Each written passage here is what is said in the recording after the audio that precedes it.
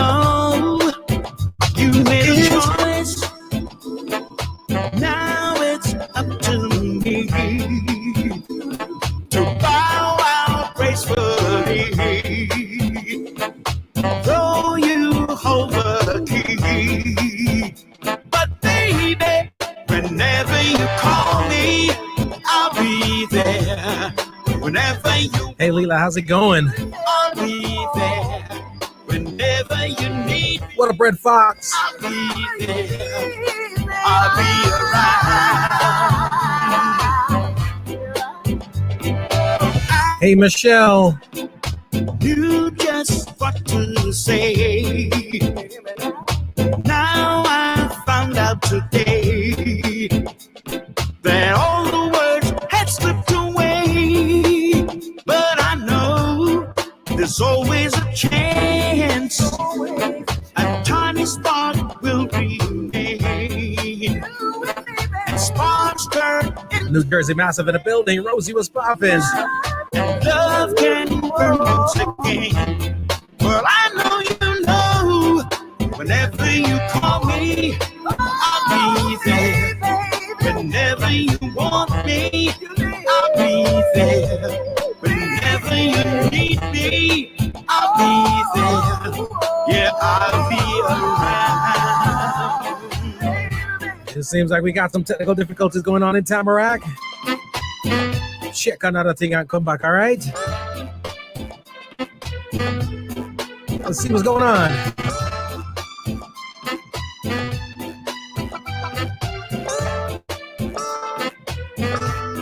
Whenever you call me on the phone, I'll never, never, ever, ever leave you alone. I'll be there.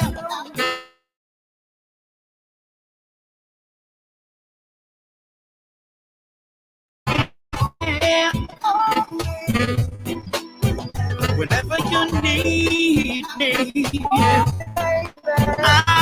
be around.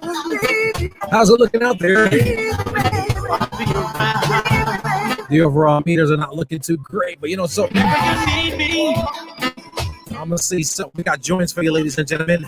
call me. Just call me. iPhone with your Samsung. Can you see me? Can you see me? Can you see me? Call me, Leela, can you see me? baby. I'll be around.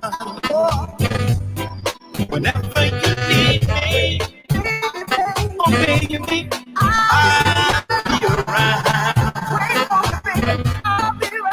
Oh baby.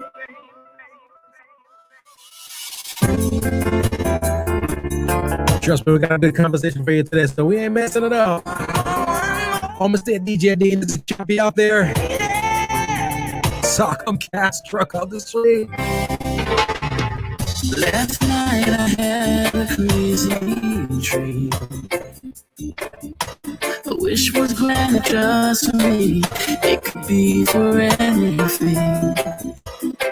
I didn't ask for money or a magic amount of blue. I simply wished for one more day with you. One more day. Hey, Julianne, how's it going? One more time. One more sunset day, I'll be satisfied. But then again, I know what it would do. It leave me wishing still for one more day with you.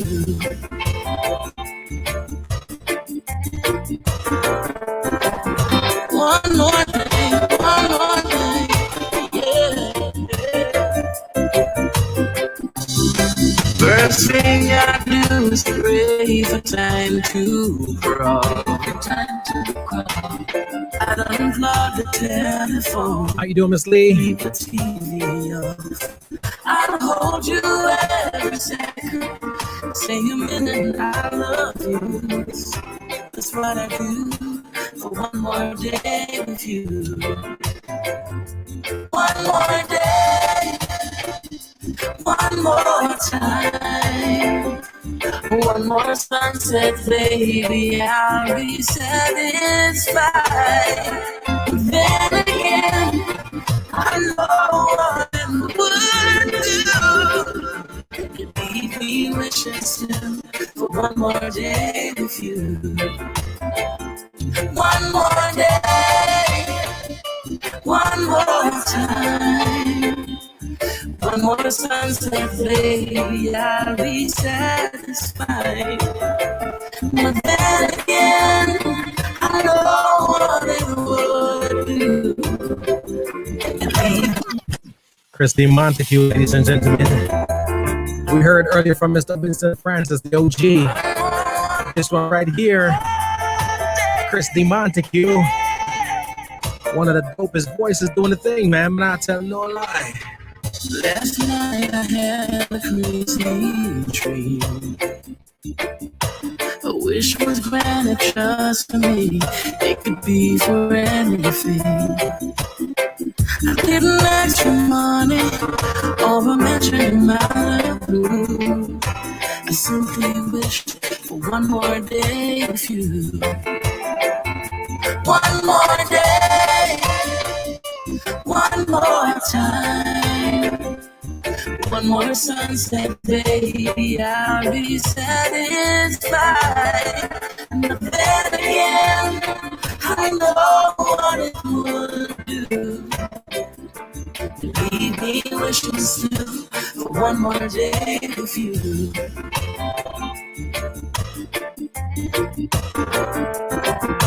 One more day, yeah. Got a nice convo for y'all, man. I know y'all dig the industry like I do. Like to know what's popping. Teresa, how you doing? I don't unplug the telephone, keep the TV off. I'll hold you every second, say a minute I love you. Lodge up Marvin Prince. For one more day with you. Lodge up yourself, fam. One more day, one more time. Blessed the Master Recruiter singing from Jamaica. Sunset, baby, Continental Africa is here too. Pembroke Pines is here, Miramar is here, Hollywood is here. Leave me wishing still for one more day with you. One more day, one more time. One more sunset, baby, I'll be satisfied.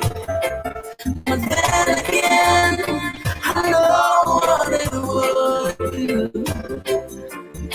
Leave me wishing still for one more day. Oh, leave me wishing still for one more day. Leave me wishing still for one more day. West Africa's representing Wagwan Patrick.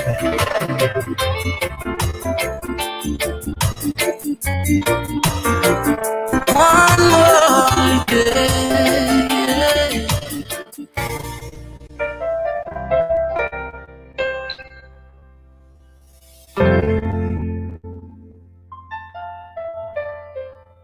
This is Wayne Wonder saying J. Cole, legal businessman.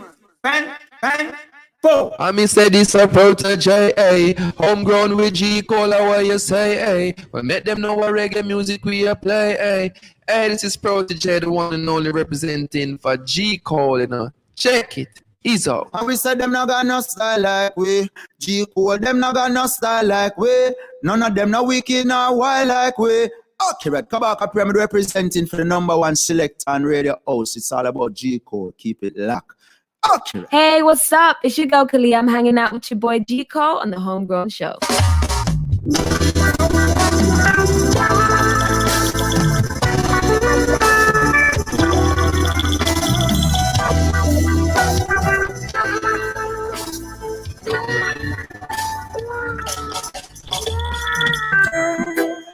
Yes. Welcome one and all. It is Homegrown with G Cole coming to the Master Crew live right now. Got to big up everybody watching in on Jamaicans.com. Everybody watching in on Homegrown with G Cole. Trust me, have a nice show for y'all tonight. We might have to make it an audio via, man. Just ignore the optics and let's go on and listen to the convo as we would radio a lot of times. I'm not sure. Just want to say, Babylon, always great. About 15 minutes ago, I'm realizing, okay, the upload speed ain't that sexy. I don't know what's going on, but it is what it is. It ain't gonna stop us from having the convo. Again, just listen in like you would on the radio if it's a little choppy, because I'm watching the thing here and I think it is, right? I don't want to start over on Ray, because I don't think it's gonna make a difference. I saw a Comcast truck outside not too long ago. So, you know what I mean? But I want to thank y'all so much, man, for rocking out as always. Got to take a minute to big up all the first responders out there, all my frontline people, my essential people are always doing what it takes. You know what I mean? Being out there for us, putting it on the line, regardless of what people think and say. You know, there's some people out there putting it on the line for us, risking it all. I'm talking about my nurses, my doctors, my first responders, my paramedics. All right, my firefighters, the good law enforcement professionals, the whack ones, we have one fire phone that ain't never gonna stop, right? But the good ones, we got much love for you. We appreciate you big time. Big time. All right, everybody that helped the sanity go, man, because there's a lot of things going on that without it we can't cope, we can't carry on. Talking about simple things like our restaurateurs, and everybody can't cook. You know what I mean? I want to big up all the beauty shops out there. I'll big up all the barber shops out there. Everybody, people in retail. I'm talking about everybody. All right. Mitch McLean was popping. Again, big up everybody from near and far, man. What up, Kiki? How's it going? Again, my sincere apologies for the optics. All right. Got some craziness going on outside, apparently, internet stuff. So, but we're gonna get through it. We're gonna get through. As long as you can hear me, I think we're good. All right. And I got some special guests I'm gonna be bringing on every year, just about this time. We have conversations, and I generally theme them the rocky relationship with reggae music lovers and the Grammys, right? And I should say reggae music lovers from Jamaica and the Grammys, because a lot of the lovers of reggae music across the globe are cool with whatever. All right. We've seen every year, we got the nominees, we got all kinds of things going on, and we're always displeased. I think there might be once or twice that I could recall outside of, you know what I mean, the beginnings and talking about, you know what I mean, the days of Black Uhuru and some of them winnings, for the most part, until Shiloh joins, you know, welcome to Jamrock kind of a vibe. Unless it's one of those, there's always questions.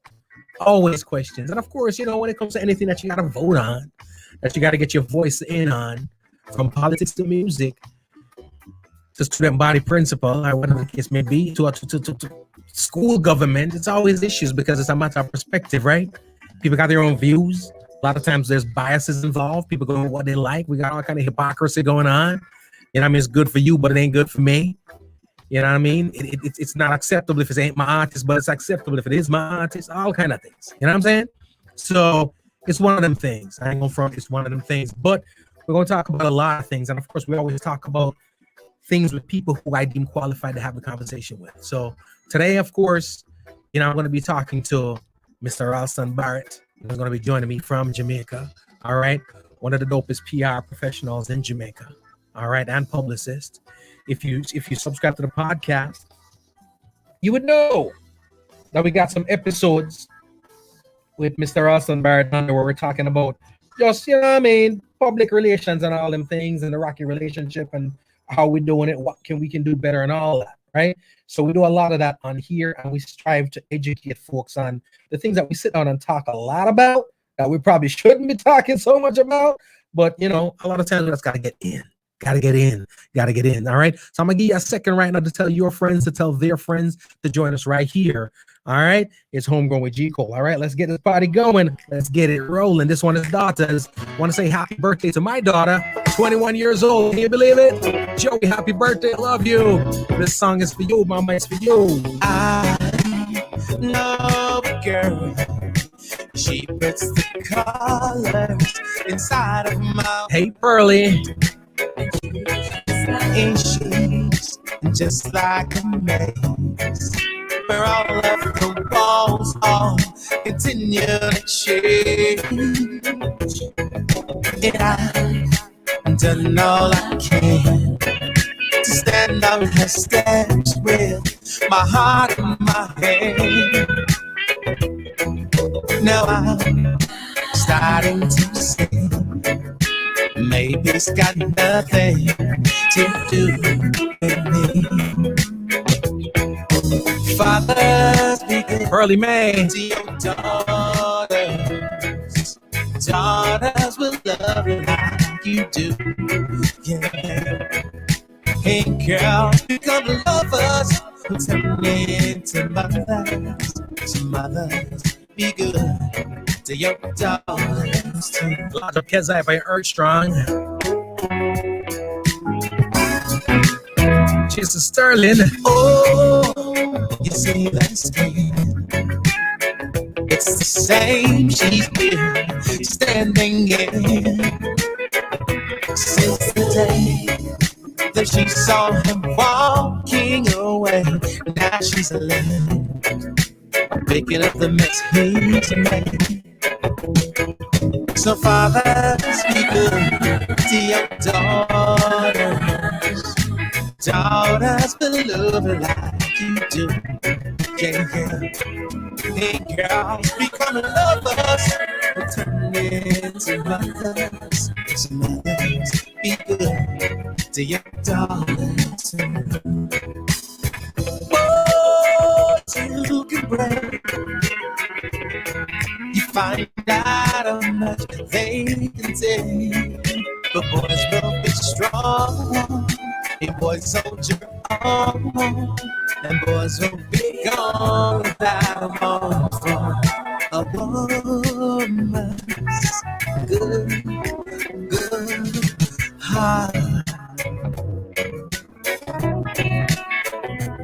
On behalf of every man that's looking out for every girl, you are the God and the light of her world. So fathers, be good to your daughters.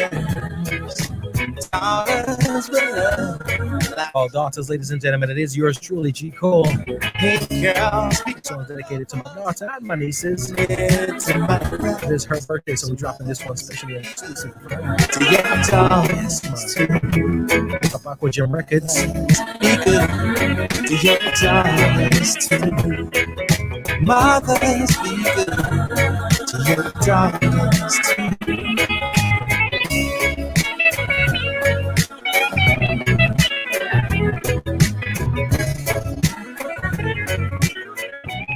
So, ladies and gentlemen, of course, like I said, we got a great one for you today. Got two dope guests that are going to be joining us today. Once more, let me apologize. I don't know what's going on outside with Comcast. They tripping. So treat us like the radio today. You're just listening in. All right. You're just listening in. I'm going to bring in my first guest, Mr. Ralston Barrett. And I told you, one of the dopest PR professionals in Jamaica. I'm representing the culture on an international basis, all right? Based in Jamaica, but representing the music and the culture and the industry to the world, all right? Public relations professional and a publicist. I'm going to bring him forward. We're going to have this conversation going. Make sure it's a boy. My technicalities right, you know. Rallo, you can hear me? Yeah, I'm hearing you. Blessings, Loud and clear. blessings.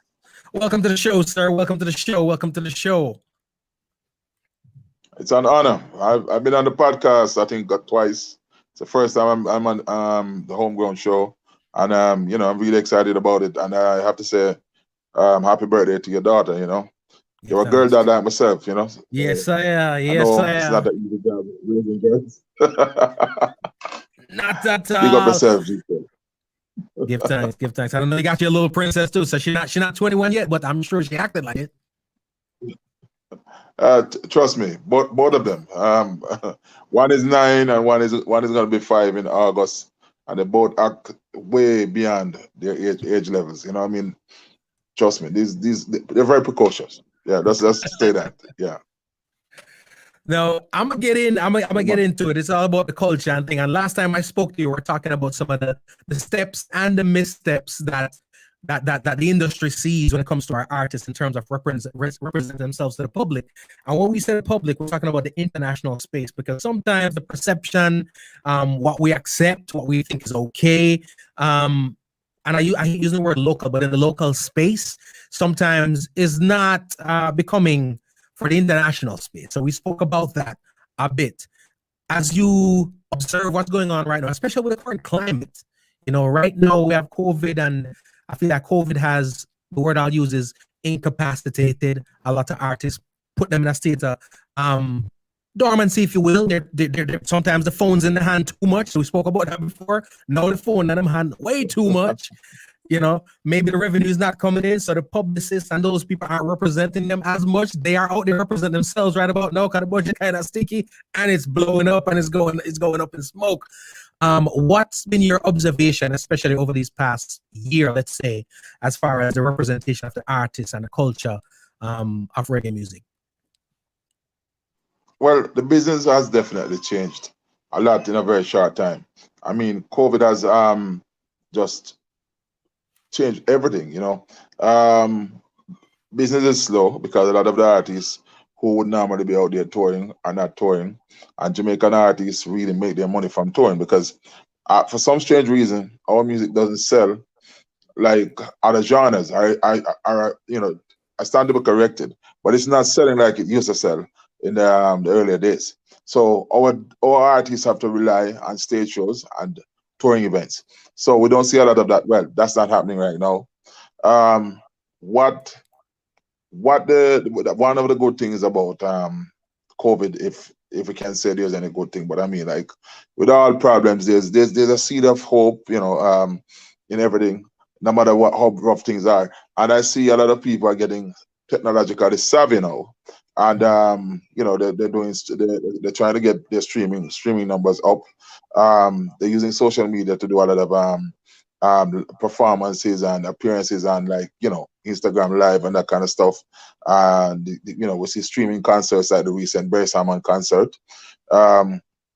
Everyone was just fawning over Barrett's performance on that streaming concert, and I'm saying to myself, this isn't anything new. This is what Barrett has been delivering consistently for over 2 decades now. The man always goes on stage and delivers a high caliber performance. So I don't know if it's because it's online why so many people are like going crazy, like it's the first time they're seeing Barrett, but that's a plus also. And I love the fact that Popcorn, did a song with Barrett. They've also done a recording.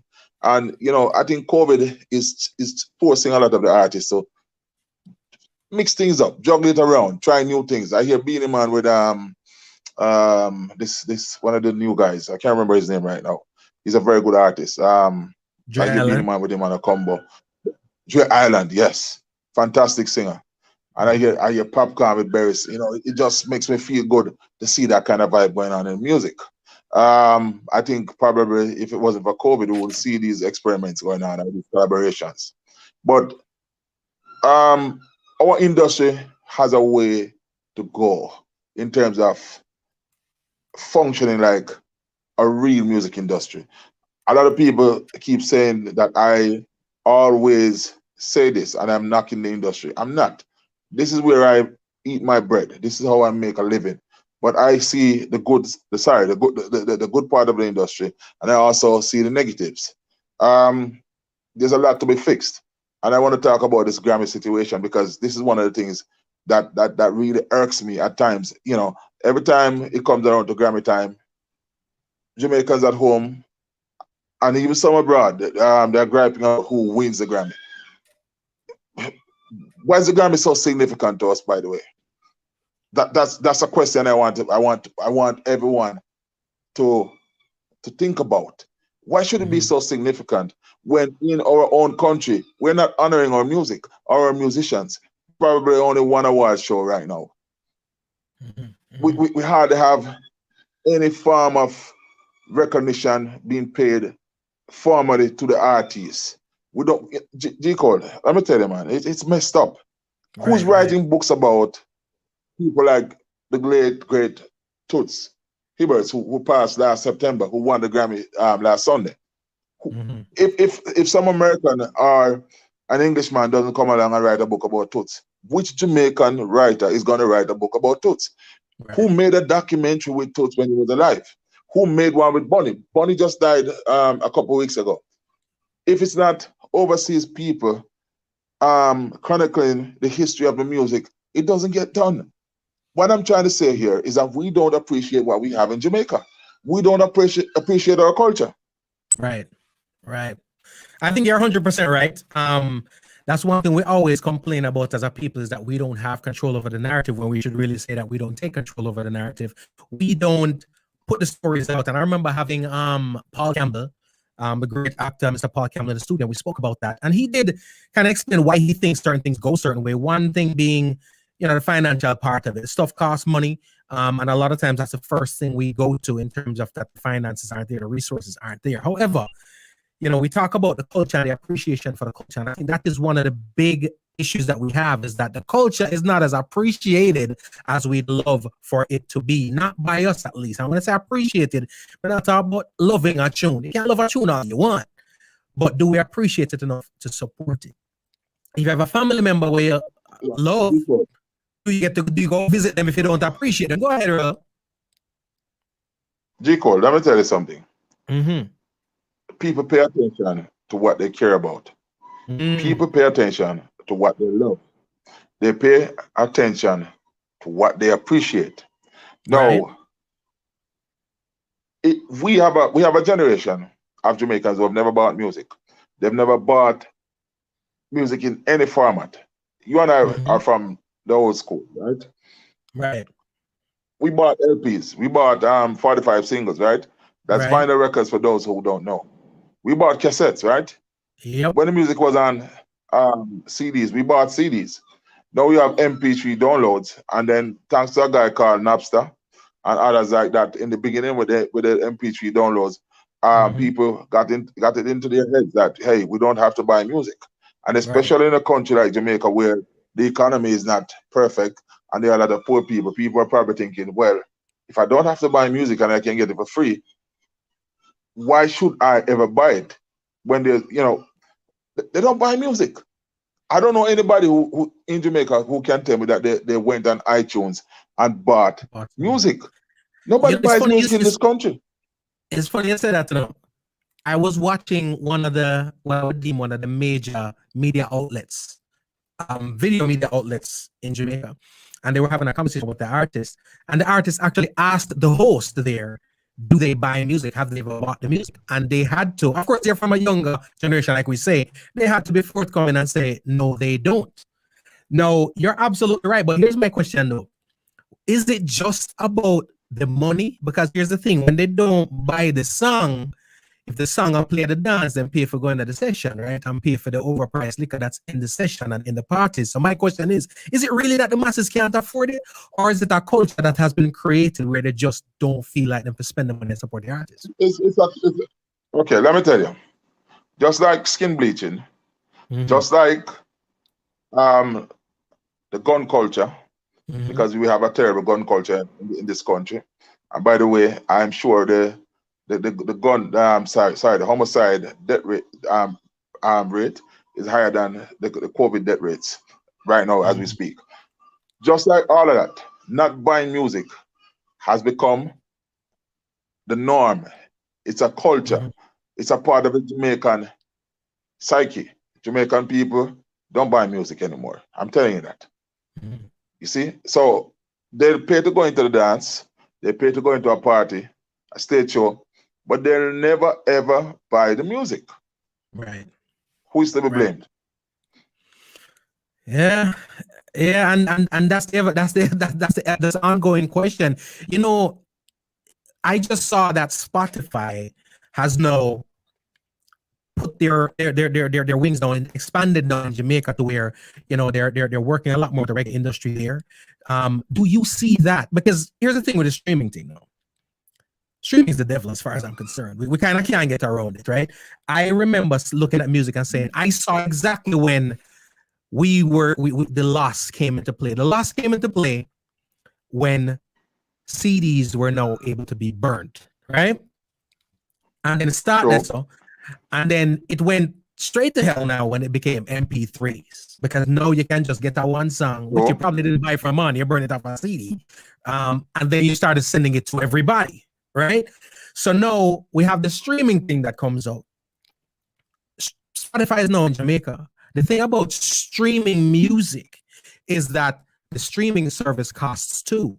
It don't cost as much as if you want to run around and buy music. But my question to you would be this: now that now Spotify is in Jamaica, are they trying to establish a footing there in Jamaica? Do you think it's really going to be a benefit for the artists there in Jamaica?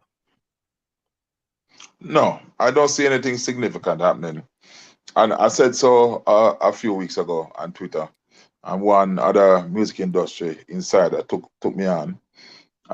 There's somebody who believes in streaming big time, but because I know better and I have more experience in the industry, I didn't bother to argue, because why are they going to stream the music when they can go on YouTube and find the same song and stream it from YouTube for free? Why should they go on Spotify and pay for it? So okay, there's two versions of Spotify. There's a freemium and there's a premium. But to get the good stuff, I would imagine that you'd have to pay for the premium. Right? No Jamaican is going to do that. You can just go on YouTube and find all these songs, all these great songs, all these new hit songs, and just listen to them. Plus, the kids, by the way, they know how to pull the songs off the internet. So yeah, they just send around their MP3s. Yeah. So they got your album before your album hit the stores. Oh, but let me tell you about that, man. Trust me. So it's a no. I don't see Jamaicans ever buying music again. Not for now. The funny thing is this, that's, as I have conversations, people make it seem like it's the Jamaican folks that are residing in Jamaica that don't want to purchase the music and support the industry. But here's what happened though. You see, the Jamaicans that I know here in the US, they ain't doing it either. No, so man, they don't want to buy the music. And listen. Go ahead. And listen, G-Cole, not to interrupt you. This is why I brought that up, right? I'm saying, if we don't honor what's ours, if we don't want to buy it and spend money so our musicians and our artists and our producers and the other members of the industry can make a living,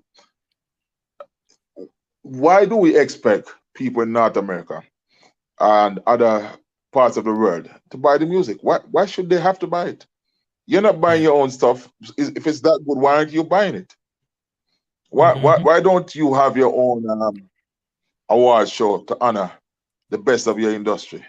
And every year you sit and inquire about who the Grammy nominated for the best reggae category and who wins and all this stuff. Moving right along, I want to talk about this Grammy thing so bad. All right, so we're going to get into that. I won't say. Yeah. Let me ask you this before we go into the Grammys. Yeah. Have you, because I've had the conversation with a lot of persons prior to the winner being announced and all that stuff, when the nominees were in, did you get an opportunity to sit down and listen to all the albums nominated? No, not this year and not for most years. You know why?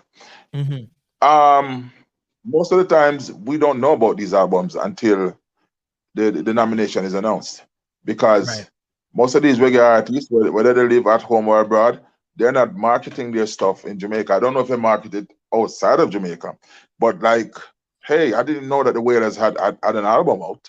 Certainly didn't know about Maxi Priest's album. I knew about Toots' album. I knew about Buju's album. I knew about Skip Marley's album, right? So most of the times you don't know about some of these projects. I mean, Skip Marley's EP, by the way. So I didn't know about. I listened I listened Toots, because I'm the publicist for his family. I must make that clear. So I listened to his album. I listened to Buju's album. I've heard a few songs from Maxi Priest's album and a few from Skip's album. The Wailers still haven't heard anything, because their album isn't getting airplay in Jamaica as far as I know. Or at least I haven't heard it. Yeah. Okay. No, and I always go into that because it's something that I always try to do, is pretty much get into the albums, because it gets touchy. People talk about it a lot, and I just want to make sure that I have that info at hand. The other thing that I wonder if most people in Jamaica, because the gripe is not just amongst the diaspora here, it goes to Jamaicans at home. Do you think that many people there are familiar with what it takes to actually win a Grammy versus the fact that people think it's just about good music? No, many people in Jamaica do not know anything about the process to get nominated and to win a Grammy. They think it's about the numbers, how many units you have sold, which is not the case. Mm-hmm. And I'm talking about industry people too. They don't understand that it takes more than that, you know. So, but you see, the thing is, if we had a structured industry and a more organized industry, Jamaican music should have had more than one category at the Grammys by now.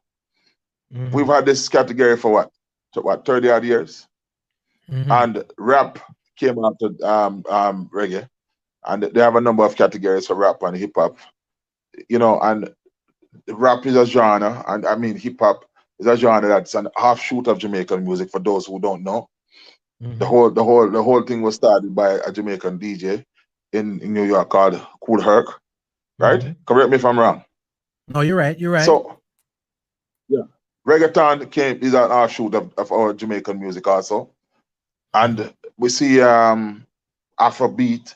These are all different genres that are offshoots of Jamaican music, right? And we are sitting at home on our backsides, for want of a better word, doing nothing about the preservation of our culture, doing nothing about structuring our industry and marketing our culture properly. We're not doing anything about these things. So where we falling what gives us the right to quarrel with the people every year about the Grammy? And entitlement. I'm for waiting. Could you repeat? Entitlement. That's us. Entitlement to the fullest.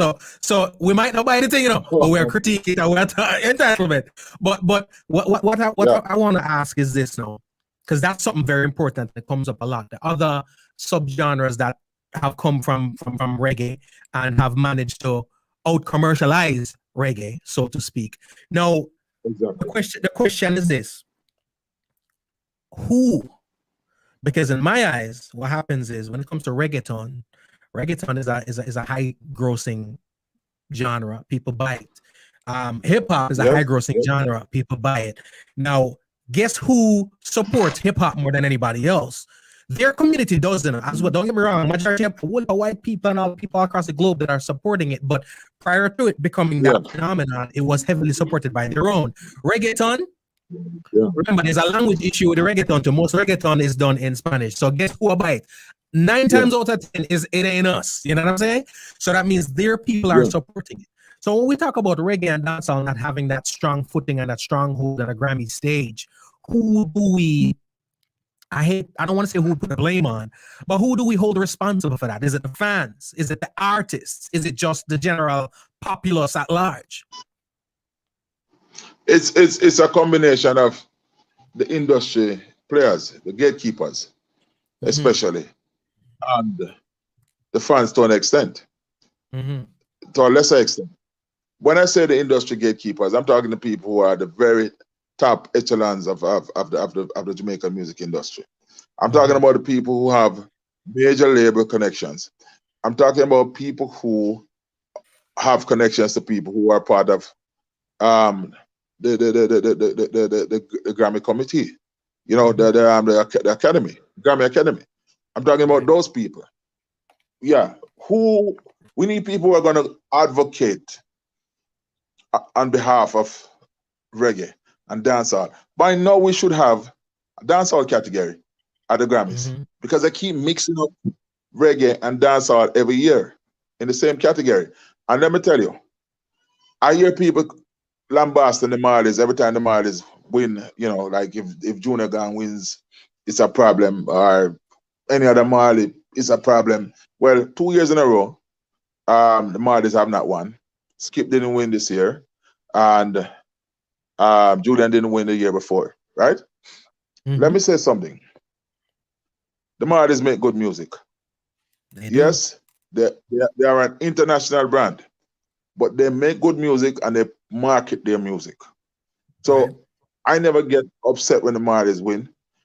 I'm not going to say that every time a Marley has won, they should have won it. A lot of good Jamaican artists have never won a Grammy. Yep. Barrett. Right? There are people like Gregory Isaacs has never won a Grammy. Ken Booth has never won a Grammy. Buju Banton, to this date, despite being one of the most prolific artists in Jamaican music, both reggae and dancehall, has only won one Grammy. And the one that the album that he won that Grammy for is probably one of his less potent albums. You know, so true. So true. I don't even think Till Shiloh even got nominated, if memory serves me correct. You know, so I'm saying it did. I think it did, yeah. I think was it did Inner Heights get a nomination? Which one did he win for? Was it what was the name of that album that he won the Grammy for? It was Inner Heights. It was just before they sent him. It was just before they sent him off to that gate community. Yeah. To the who? To the gated community. A gated community not of his own choosing. I heard him say it himself in an interview. You know, Buju has a way with words. He does. Yeah. But I'm gonna pull it up because I do know I felt the same way too when he won the Grammy. I was like, and it happens for many artists because that's just a testament though that is not the caliber of the work that wins you the Grammy. Some people say it's a popularity contest, some people say it's not. Right now, you represent. You represent Toots and is it the family or the band?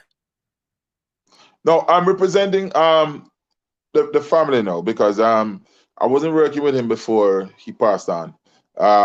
It's now since he's no longer here with us in the flesh. I've been working with the family, so I'm the family publicist because the family is still maintaining promotion of his catalog, and there are a lot of stuff that I can't get into right now publicly. Right. But I represent them where PR is concerned. Right. I got you. And the album. When we look at them like Toots. Oh, sorry. Go ahead.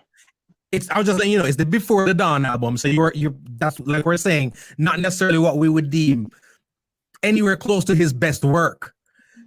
Sure. You would expect that for a Till Shiloh. Or even one of the dancehall albums, and Mr. Mention, Voice of Jamaica, something like that. You know what I mean? But Inner Heights. Inner Heights.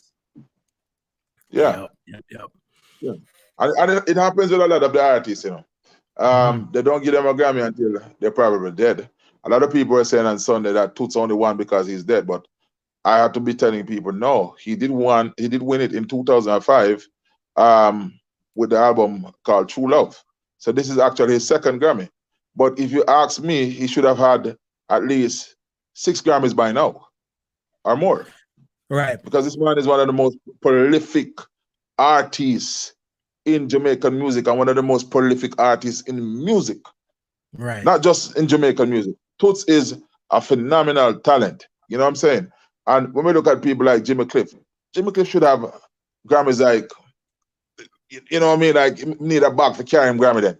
Come on. What are they doing? Seriously. There are so many artists who have never been. Yeah. I mean, look, when the first Grammy, the first Reggae Grammy, some people might have been surprised that Black Uhuru won it. I mean, that was a very significant album at the time. But Yellow Man was like the most popular artist in Jamaican music at that particular time. And people were expecting Yellow Man to win it. Of course, he was on, I think, if memory serves me correct, he was on Atlantic Records, I think. Mind you, I was a child at the time. So if I make a mistake, please forgive me. Yeah. Right. But I'm saying they keep lumping dancehall artists and reggae artists into one category. They don't do that with other genres. So we need another genre. We need a genre where when they put the reggae artists in one category and we see the likes of a Chronics, probably are, so singers that are doing well now, who are putting out albums in that category, we can see the Buju Bantons of the world and the Busy Signals and the Alkalines getting nominated and the Popcorns getting nominated in a dancehall category. You know what I'm saying? Instead of trying to lump them in, every now and then they squeeze in a one DJ, and if that DJ has the right connections and is shining enough, he might win. I mean, Shabba Ranks won back-to-back Grammys. Thank God. That was a big thing for dancehall back there in the 90s. I think Shaggy has won like what? 1 or 2? I might be wrong. Shaggy is up to, I think. Sean Paul has he's up to his 3rd, I think, now. With this last one with Sting. 3rd, yeah. Shaggy's won a few. And Sean Paul has won. But I'm saying if they had a dancehall category different from a reggae category, the thing would make more sense. Well, here's the thing, though. To be fair to the Grammys, to be fair to the Grammys, they have not created platforms for subgenres, really, because here's the deal. There's no subgenre for hip hop. They just have a wider sphere. So, for example, you'll have a best hip hop artist, best female hip hop, best hip hop album. You know what I'm saying? Best new and so forth. But they haven't created a sub. And the same thing for R&B and pop music. In their defense, they haven't created subgenres for it. Do the same thing for reggae. What? Isn't reggae worthy? Remember, it's commercials because you got to bear in mind a lot of these people get the sponsorships, and there's a lot of commercialism that's linked to all of this stuff. So you're talking about a genre that, for right now, if you were to ask a sponsor, which sponsor who's going to sponsor the dancehall and the reggae segment, I'm talking about this is commercial TV, this is Grammy time where the sponsorship's expensive, almost like the Super Bowl, not as much, but almost like, right? You're talking about a genre that's not necessarily the most commercially successfure. It's going to be a challenge. And we always say, well, us, our people have the funds to do that. Gregory, I think reggae has played a big enough role in the world of entertainment for us to get that kind of respect, where we should have at least one more category. And I think if we had a better organized music industry, and we had people who were up there advocating and lobbying with the academy, right? We could have had that already. I stand to be corrected. You know, I don't know everything about the music business. You know. No, I got you. Yeah. But that's my firm belief. I mean, if we were more organized, we could have had at least one more category by now. After 30 odd years. And when we say music deserves it. Here's the thing, and I always feel this way when it comes to reggae and dancehall and our music. You say hip hop belongs to the artists and the fans, right? Because it's just music, and whatever comes from it goes to the artist, goes to the fans, right? R&B, same thing. I think there's a difference when it comes to appreciation when it comes to reggae, because reggae is our story. Reggae is a more organic thing where it's not. I don't think it was ever burst on commercial viability. I don't ever think the day will come when reggae is going to outsell any of the genres. You know what I mean? When you're singing "Peace, Love, Kumbaya," and not necessarily it's when commercialism is what stuff's based on. When there's a genre of music that is solidly based on, and I'm not saying only based on, but it has a heavy footing in commercialism and singing about money, care, bling, bling, and celebrating that, and that's their core. But the core of reggae music is love, peace, and chill. It's two different platforms, and I think for that reason, that's one of the reasons why reggae has never been that one that sells as much, right? Because it's not. And then when they talk about the whole dancehall part of it, no, dancehall. We've had some dancehall artists do what they're supposed to do and do the thing, but a lot of the dancehall music that we get from our favorite artists are not the most friendly to the ear of the masses. So in all honesty, it doesn't get the eyes and ears of the powers that be as much. So some of that is on us. As much as we say, boy, we should do more to uplift it. A lot of times we just need to stop doing that much to hold it down. True. I feel you. I understand what you're saying. We could do a lot better, you know, in terms of it all goes back to marketing, as you said. It all goes back to marketing. And with this new type of dancehall that we have now, a lot of it is very, very dark. And a lot of it is not fit for the international market, I must say. You know, I'm not trying to knock the young ones who are coming up. Some of them are doing some excellent music. But I didn't believe I could ever see gun lyrics come back into the Jamaican music. As mainstream. And it has come back in a way that's more violent and more gruesome and more graphic than ever before. Right. You know, so we have to look at the content. You know, that's why I say everybody has to play a part. You know, the producers, the managers, the publicists, you know, the artists, all of us. But sometimes as a publicist, when I critique the music that people put in front of me, you know, you end up not getting a job. You might get fired if you had a job in the first place. They believe that you're dissing them because they tend to make better music. But it's just the truth. Right. Yeah, apparently they didn't hire you to help them. They hired you to echo their sentiments. You know what I'm saying? And I'm not a yes man. So, but you know, the funny thing, we talk about the other genres and other artists are from a particular genre crossing over. It's like, remember, Junior Gang had also been nominated outside of reggae, outside of dancehall. So has Skip. Oh yes. You know what I'm saying? Skip and Ziggy Marley as well. I think Lady Star got a Grammy outside of dancehall or outside of reggae. Bounty Killer got one that way. And there are other artists, you know, who have from Jamaica who have gotten Grammys outside of you know, the reggae category. Right. I'm gonna ask something coming from there's a lot of stuff going on, but I just post the comments so everybody can read them. But there's one that's actually a question directly directed to you, which is, how does an artist who is making good music but doesn't have the money or a team to help facilitate getting to the levels where he or she could be recognized by someone like you who knows the business? Now, I get it asked to me all the time. I'm glad it's been posed to you right now. So how do you respond to that question? How do I respond to that question?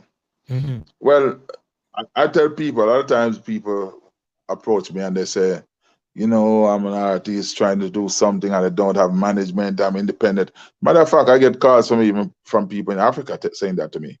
And I say to them, listen, it's you have a product, it's called music. And then you have a business that deals with the production and the marketing and the selling of this product. It's called music business. And it's called music business for a reason. Once you hear the word business, you think about money. It takes money to produce music. It takes money to market music and to promote it. Just as it takes money for the customer or the consumer who is interested to buy the music, to buy it. So I'm not against listening to people's music and giving them advice. But the one thing I cannot guarantee you is that I'm going to take your music and do free publicity work for you. I'm not against listening to your music and saying to somebody in the industry that, hey, this guy is good. But I can't guarantee that because I said so, they're going to do something with it. But I'm always willing to give a listening ear, offer my advice, give tips, or even recommending, you know, certain people's music to other people. I do that. But I cannot guarantee that something's going to happen. And if you're making music, you have to have a budget. You have to have a budget to make the music and a budget to market the music. That's just how it works. As with any other product. Of course. Any other product. And of course. And if you're an independent artist and you cannot find the money to market yourself and to do all the things that are necessary to get out there, you probably have to try and find somebody who's willing to sponsor you. You know, you find an investor, you find a manager. Right. So that's the way it works. You know, and another thing too. Respond. Go ahead. Sorry. Another thing too. Don't give up hope because you might not have all these big connections. I saw a guy recently. His name is Nation Boss. He did a song. I'm not even sure it was a proper studio recording, but he posted somewhere online, and then because it was so good, a bunch of people, started to share it. They were sending around this as a video clip, and the next thing I know, the guy's getting hot, and he's getting massive airplay now, just because of what's happening on social media with his music. Another artist who's doing well because of the same social media thing is Youngster, aka the Bush Lord. Yeah. Yep. So don't give up. If you're making good music, find an avenue to push it. You have a social media page. Put your music on there. Try to share your music with people. Try to create a fan base. Instead of just waiting for some big industry insider to discover you. Do something for yourself. The Bible tells you, do not put your light under a bushel. right? So hook up with G Cole. Try and get an interview on G Cole show. That might be the gateway. That's like, go. Here's the thing. First of all, give thanks for answering that question for the masses, because I do think that it's great for them to hear the perspective of you, one, based on the fact that you are in the hub of reggae music. 9 times out of 10, that's where the music is validated. So just like I will look for validation from the music from Jamaica, I always feel like it's good to hear from the publicists, from the professionals in Jamaica, who are few and far and in between. So whenever we get the opportunity to ask somebody like yourself, I think it's awesome. The Grammys, we talk about that there's never a year, especially I can only think of maybe 4 years that people not complain about the Grammys, right? Now, one thing that I've had to say all the time is the Marleys are a shoo-in. Apparently not Julian, not Skip, and not Kimani. So, the Marleys are a shoo-in for that win once they're involved in the Grammy nods. My thing about that is they've always had work that was qualified to be the winner. So even in the case when it was Chronics and Junior Gang, even though we're rooting for Chronics, Underdog Syndrome, it's not like I felt like the album Stony Hill was undeserving, right? So I feel like they all do good work. So here's my question though, because what people have been saying right now is it's a posthumous gift, if you will, because I've listened to all the albums. I wonder if I ask the question, who you think you're going to win? What people really tell me is who they want to win, which is not normally one and the same, right? I listened to all of the albums. We know that the winner for Grammy is not based on the merit of the work itself, because if so, then the Wailers to me would have been the winner. But what do you say to those people who feel like that? I know we covered that a little bit earlier, that win that was given to Toots, that album was not necessarily the best in the category. It was just that, something, the OG died and the legacy deserves this. Is that good enough for them to award a win? No. Not by any stretch of the imagination. No. Toots is one of the true icons of reggae. He's the godfather of reggae music. He gave the genre its name. And that man produced good music for many, many decades, right up until the last. So I think he was more than deserving of winning the Grammy. I honestly do. Based on the legacy or based on this album? I think this album, as I said, I didn't listen to all of the albums. So I don't think it would be fair for me to answer that question. No, because I didn't listen to all of the albums. But another thing I want to address, I would love to see more female artists being nominated for this Reggae Grammy. I want to see more women being nominated, and I want to see more women winning. The one time we had a female win the Reggae Grammy, it was Coffee last year, and everybody bashed Coffee. Did they realize that prior to Judy Mowat getting a nomination, I think it was sometime in the 1980s, we didn't have another female being nominated in the reggae category until Etana got a nomination a few years ago. I don't think people realize that. Coffee came through as a talented youngster, as a talented young lady, and she won, and everybody said, oh, it's because of this and that, and a lot of negative stuff that I don't even want to repeat. Right. That's unfair. Right. And it's the sad part is coming from us, because here's how we do for thing, You see, when she's up there, I've done the place and the music, I take over mainstream radio. Oh, we beat our chest, we beat your chest. I mean, that Jamaican girl. But then when she goes up against the people who we'd rather win, then we get to bashing. That in itself is one thing. Got to give kudos, even though it wasn't on her product, her project, but with regard to the respect anyway, is Lady Saw, the only female that actually brought one home, and that was because of being on a pop project. You know what I'm saying? Killer on a pop project. So we definitely need to sell a lot more ladies. The most disappointing thing for me for the year 2020, coming into 2021, was not COVID. It was the fact that Lila Ike's album, or should I say EP, was not nominated. You know what I'm saying? Sure. That to me was the most disheartening thing for me. Sad as it sounds, it's just the fact that that body of work didn't get nominated. It was a good project, very good project. I like several songs. Yeah. Very well, my brother.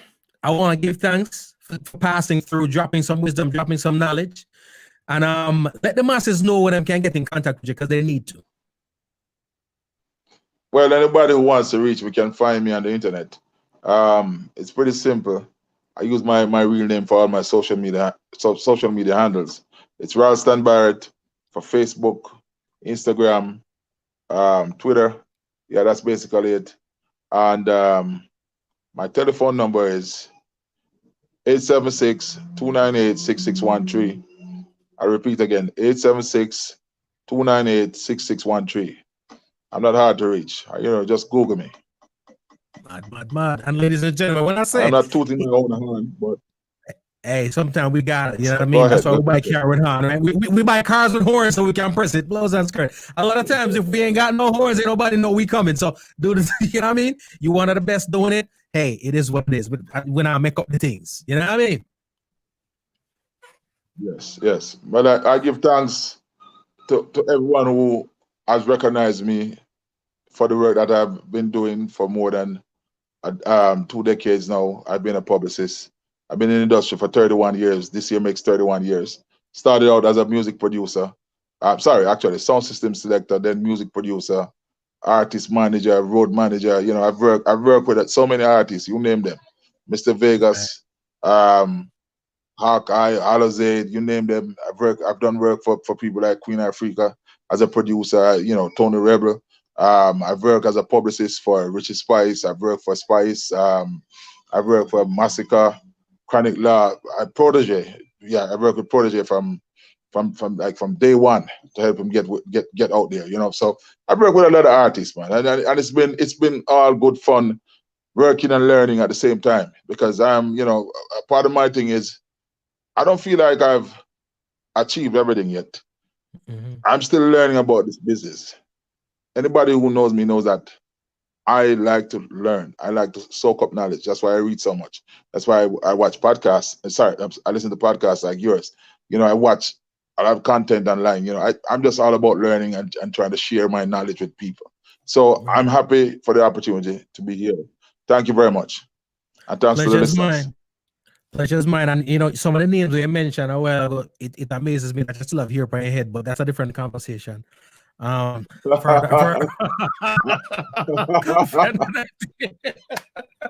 the gray hair is increasing. I'll tell you that much.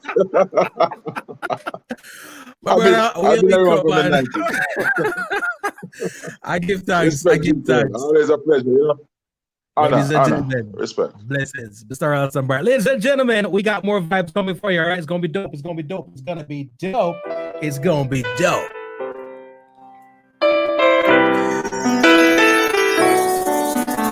Yeah.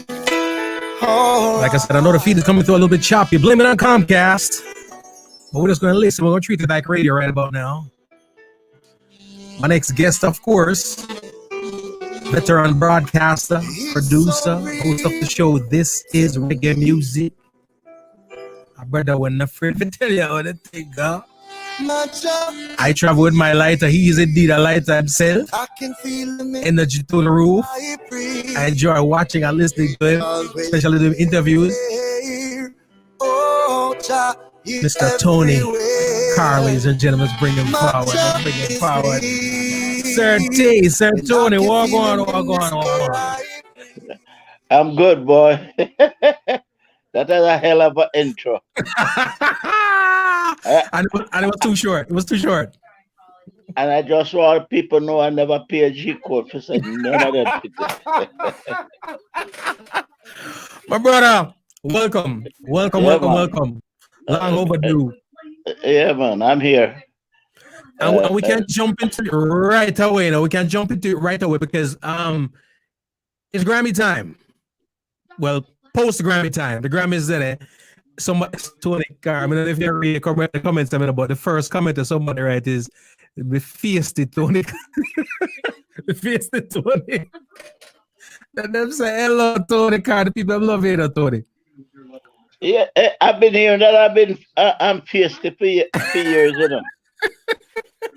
And I want to know who that so that we can block them. No, I don't let. Listen, I don't let things. When people say I'm feisty, It's because I usually speak my mind, and I try not to disrespect people. But Right.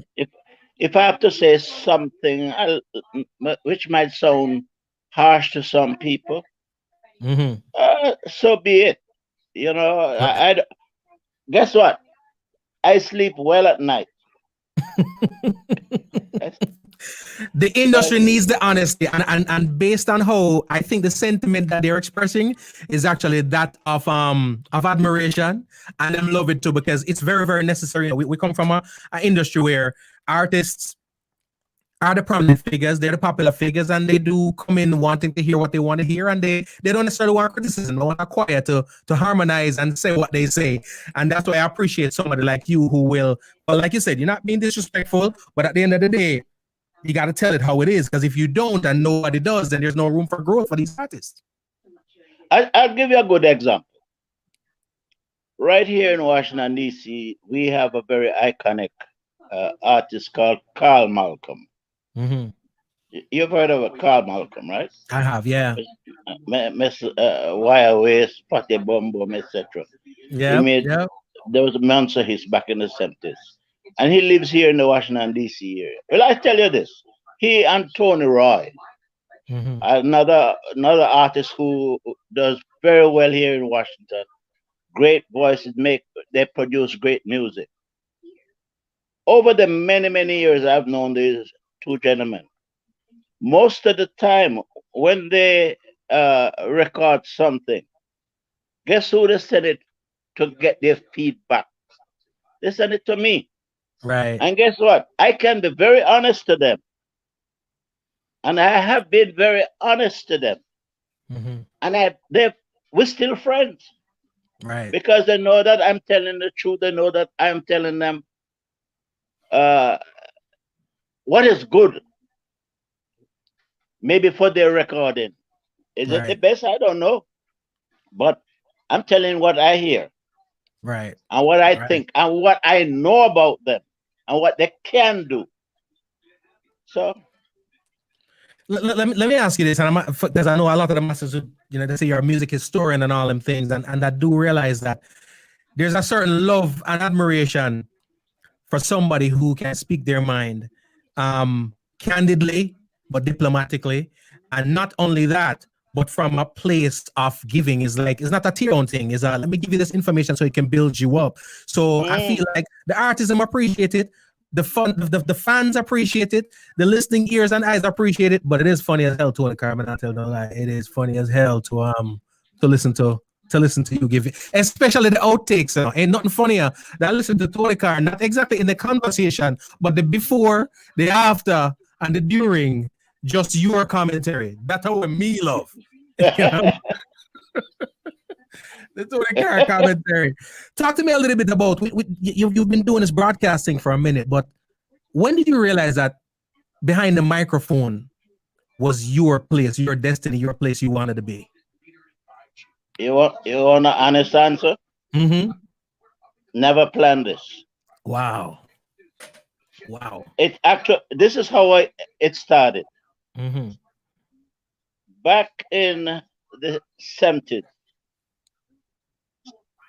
we had two Caribbean programs here in Washington. Both were by two fine gentlemen, John Blake, who has been on, I call him the Dean of Caribbean Broadcasting at WHUR. He has now been shifted to one of WHUR's Sirius channels, and Von Martin, who's on the same station with me.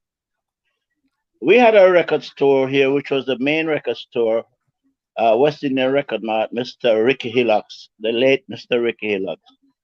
And he used to, like I said, these gentlemen are from Trinidad. So the reggae they used to play, whatever was popular in Trinidad was the reggae they played, but not necessarily the reggae we Jamaicans really like. Right. So he used to send the music to them. They played once or twice, and he got upset because he has a record store. He wanted his music to sell. He sent the music to them. They played it here and there. So he said to me one day, he and his store manager, Bobby Newby, who is a great friend of quite a few, Jacob Miller, for example. He said, Tony, can you get a list of all the radio stations in DC and call them and find out who want to play reggae? And I'm telling you, I made up a list of all the radio stations in DC. Those that play from classical to news, etc., gospel, you name it. And I started calling every station. And that went on for a couple of days. And, of course, no result. Then one day, I called this radio station, WHFS, 102.3 FM in Bethesda, Maryland. And lo and behold, the receptionist said, hold on. And on come the voice and said, where the hell have you been? I've been looking for somebody to play reggae. Who was that? That was the owner of the station at the time. That family don't own the station anymore. Kathy Hughes owned it. It's now called Magic 102.3 in DC. They play R&B music. Kathy Hughes from TV1? TV1 Kathy Hughes? Yes. Wow. She now owns that station. Wow. Jake Einstein died, and for whatever reason, the family couldn't hold on to the station. So I started, when the man said, yeah, I can give you guys an hour. So I turned around to them and said, guess what? This guy said he'll give us an hour, but who we going to get to do the thing? And everybody laughed and pointed at me. I said, but I don't know nothing about radio. They said, but you can talk. You're a good talker, blah, blah, blah. What year was this? What year is this? 1979. Wow. By this time, I had emceed a couple shows. The Mighty Diamonds was the very first show that I emceed at. And I'll tell you the story about how I got to start MC. But I started this 1 hour thing. It was in December, I think it was December 17, 1979. I didn't know what the hell to say. The engineer, because they gave me an engineer, and he said, don't worry, you don't have to talk a lot. Just announce who the song and the name of the artist. I'll take care of everything. And just listen to what I say and watch me. Keep your eyes on me all the time. And I got through that. And that's how I started on radio. Wow. I don't consider myself a radio DJ. I know the music very well. Mm-hmm. I grew up on the music. I grew up in Ralston Town and Vineyard Town. Some of my neighbors were people like Don Drummond, who lived in that area on my same road for a time. The tenor sax, Tama McCook, lived about half a mile away from me on Mountain View Avenue. I used to go up to Warwick Hill on a Friday night and listen to Count Ozzy and the whole of them. All the musicians used to go on and jam all night Friday night. Boris Gardner was a neighbor. Wow. I was actually sitting on the McGregor Gully wall behind his house when he wrote the first Jamaican Christmas song. Wow. That Christmas song, see, it's for Christmas, blah, blah, blah. And so I grew up around people like the gay lads, Mm-hmm. I used to go to everything that was Veer Johns had at Palace Theatre. They call it the Opportunity Hour. I saw, and the Paragons became my favorite group. Wow. So I grew up in music. Every Friday night as a young boy, I used to teep out and jump through the window and gone up a silver slipper. To listen to, yes, my sister them think me asleep. Me gonna Tom the Great Sebastian at a silver slipper You know, I grew up around the music, but I don't consider myself a DJ. To this day, I still, let me see, I've been doing this thing 41 years, December gone. Right. Wow. But I think, and I just don't play music, G. Cole, because it's popular. You know, I have done Brazilian show, which was one of the top program on WPFW until a then manager hijacked it and ruined it. It is no longer on the air. I had a Brazilian co-host, so she spoke Portuguese. I used to go to Brazil every year. Wow. And I had my connections in Brazil. So I used to be, if I might say so, the number one Brazilian DJ Wow. in Washington for about 6 years. Wow. You know, so I play music that hits my soul. If it don't hit my soul within 10, 15 seconds, yeah, I move on. Wow. I've changed up my program over the years. Back in the 80s, in the 90s, I used to play a lot of dancehall, but then it was good music. Right. We know that. But then they shifted me at one time, you know, depending on who was the program director, etc. They shifted me to Sunday night from Thursday evening, where I was on Brazilian 8 to I think 10, and then 10 to 12, I was on doing reggae. They shifted me Sunday night, 12 midnight to 2 a.m. Now I couldn't play the same kind of music. Not on a Sunday night. Yeah, I figure I got to play real good music to keep a certain segment of the over up. Yeah. I also found out that a lot of nurses, etc., who work at the various hospitals were listening to my show. I didn't know that. It took me a little while. Wow. Anyhow, they moved me back maybe about 8 years now to Sunday night, 10 to 12. And because I was on from 12 to 2, I told the program director, let's keep it reggae. So we have 4 hours of reggae. Brother Carl, teacher, he does it from 12 to 2.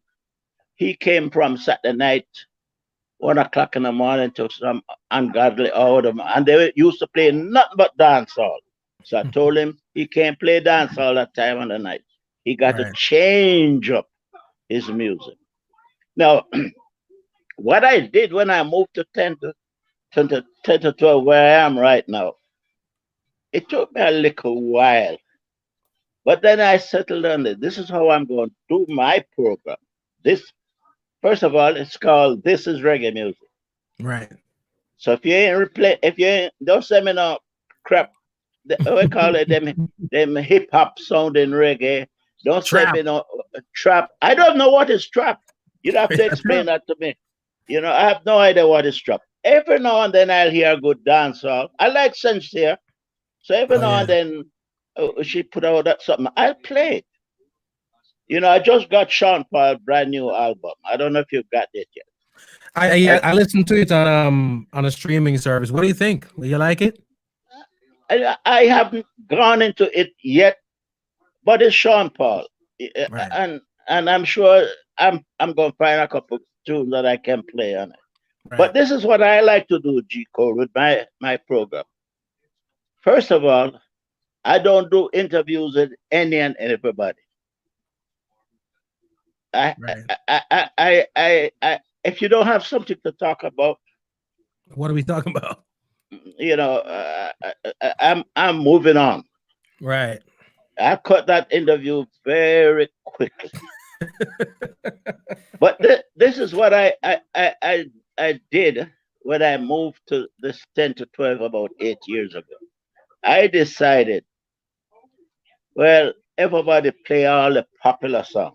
You know, with the internet radio, everybody said them is an internet station, right? Radio station, but which they're not. But that's for another discussion. Right. I decided I was going to introduce new music and new artists to the airwaves of WPFW, and this is Reggae Music. And perhaps the most notable song that I introduced, maybe to even America, and maybe to the world, because I didn't start playing that song until 9 months after, was Tarrus Riley big hit, what's the name again? His big hit a couple years ago. And I, BP, when they send out, they used to tell you, play this song, this song, this song. And I listened and I said, my God, how come they don't have She's Royal? Right. That's the song I'm talking about. I said, how come they don't mention She's Royal? So I called them up. I called the guy up and I said, have you guys really listened to the Tarrus CD? Because the best song on it is She Royal. They said, no, man, the one that we want pushes this and this and that. Well, I played She's Royal from September, it came out of that year. Every week, September, October, November, December, they started playing that She's Royal in New York in December. Right. And they started playing it in Jamaica. Tarrus Riley told me this, April or May of the following year, because they heard the song was a big song in the Eastern Caribbean. Right. Now, I didn't wait. When I hear something good, right, I jump on it. Have you ever heard of Abby Dallas? Have you ever heard of Sakura? She's doing good things. I've been playing those people, Sophia Brown, I've been playing those people music for years. Well, I mean, being one of the people who have always been immersed in the new music, because that's one thing that I think is a struggle for our artists, that getting new music out there. But I think there's a fine line between getting new music and getting new good music out there, because all of the new thing them really, what I mean? Even though it's perception and people have their preferences, but quality, because when I say quality and good music, I don't base it on if I like the song per se, because we all have our different, preferences. But I'm talking about from a production sound, is it radio worthy? Have they put the time and effort into mixing, the mastering, and the whole nine? But from the young people that are coming up right about and putting down a stronghold, a footing in the industry, who are the young people that you like? Who are the young people that are impressing Tony Carr right now? Lila Ike. Cool, no? That's my favorite.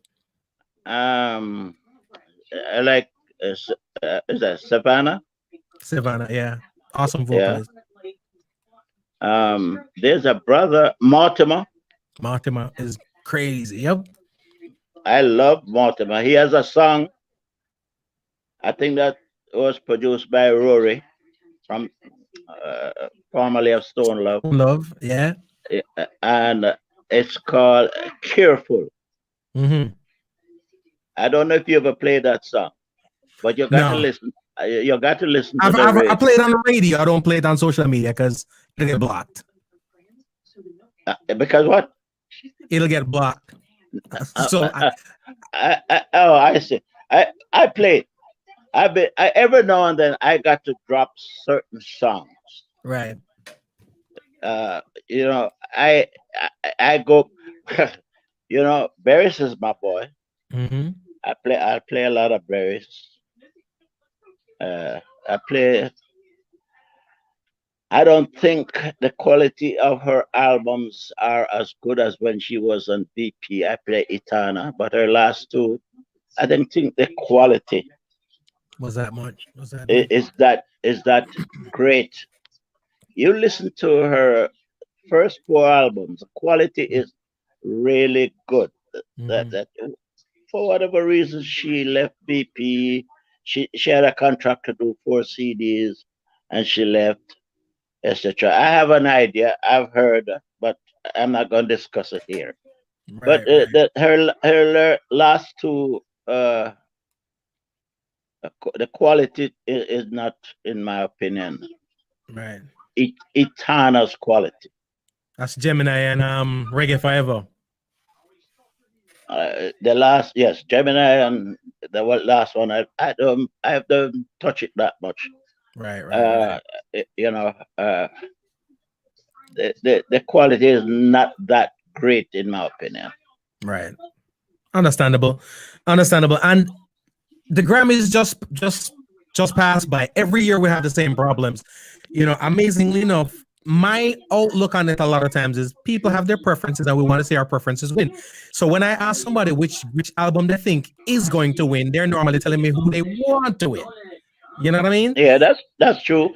So, and then what I noticed is that Skip Marley had been getting a lot. I'm getting some messages here, Tony. You have something going in the background there.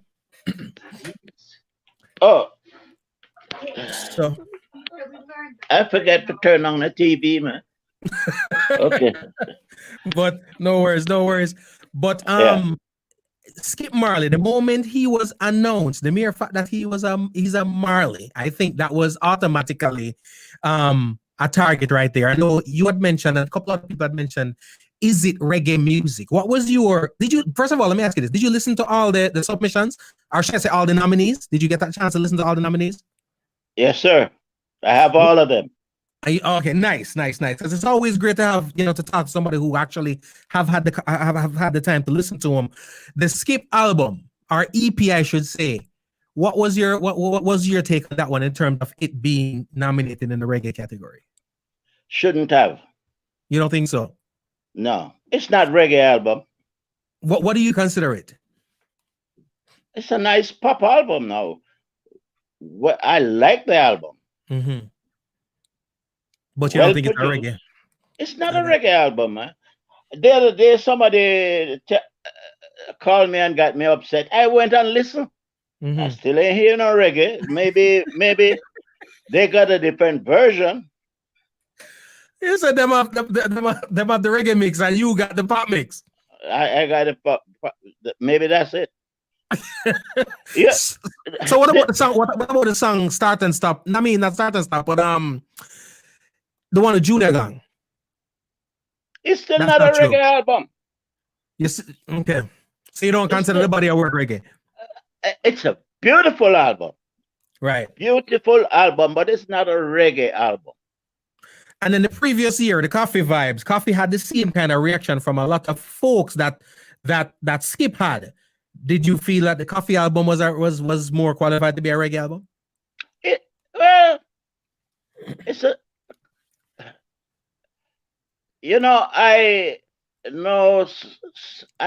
have one or two people who are insiders in this Grammy thing, mm-hmm.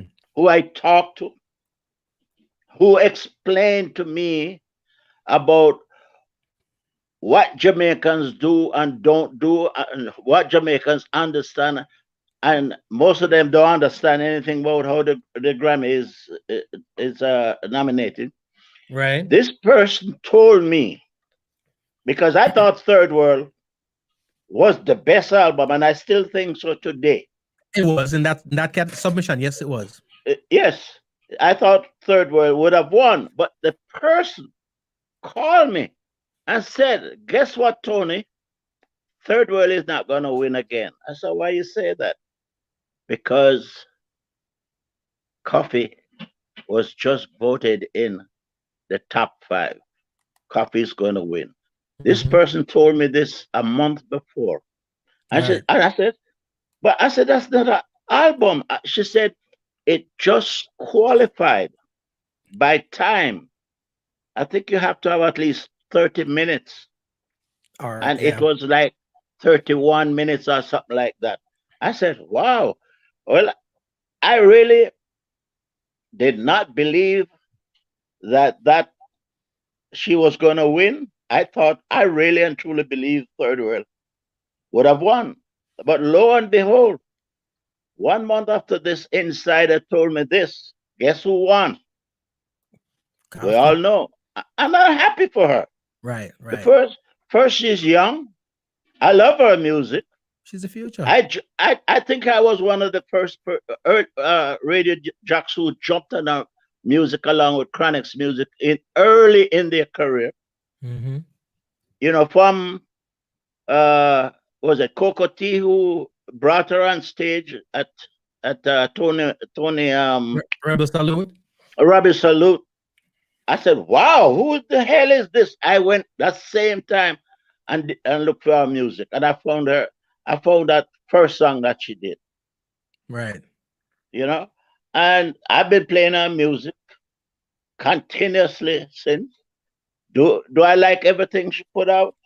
No, but I like most of it. Right. Right. You know, and I'm waiting. I think she signed with some is it American or English label? The English version of Columbia. Okay. And I hope to God. Then I try to change our music. How disappointing is it? Because I recall that I can tell you about 2 or 3 of my favorite artists that they signed to major labels, right? And I can almost felt it when they signed to major labels. I'm like, okay, you fall in love with the artist for what they do, but then you bring them on your side of the fence and you change what they do. You know what I mean? I felt that way when SZA Kalonji released that album with DM Dash. Whenever you see one of or artists, reggae artists, dancehall artists that you have an affinity for, and then it comes out that they're signed to a major label. Is it an anxiety for you? Do you feel good? Is it a breath of fresh air, or do you start worrying like I do? Well, I'm not gonna worry because first of all, they're getting money, big money. I ain't getting none. So I'm not gonna worry about. I'm not gonna waste my time to worry about their money. What I look for is what they put out. Right.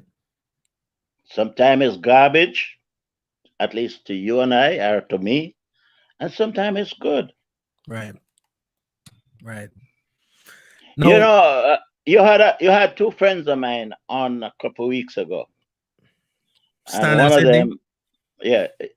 By the way, the station that I am on right now is Sydney White, and I after left WHFS because West Indian Record Mart couldn't promote the show much longer. They did it for about 4 months. Mm-hmm.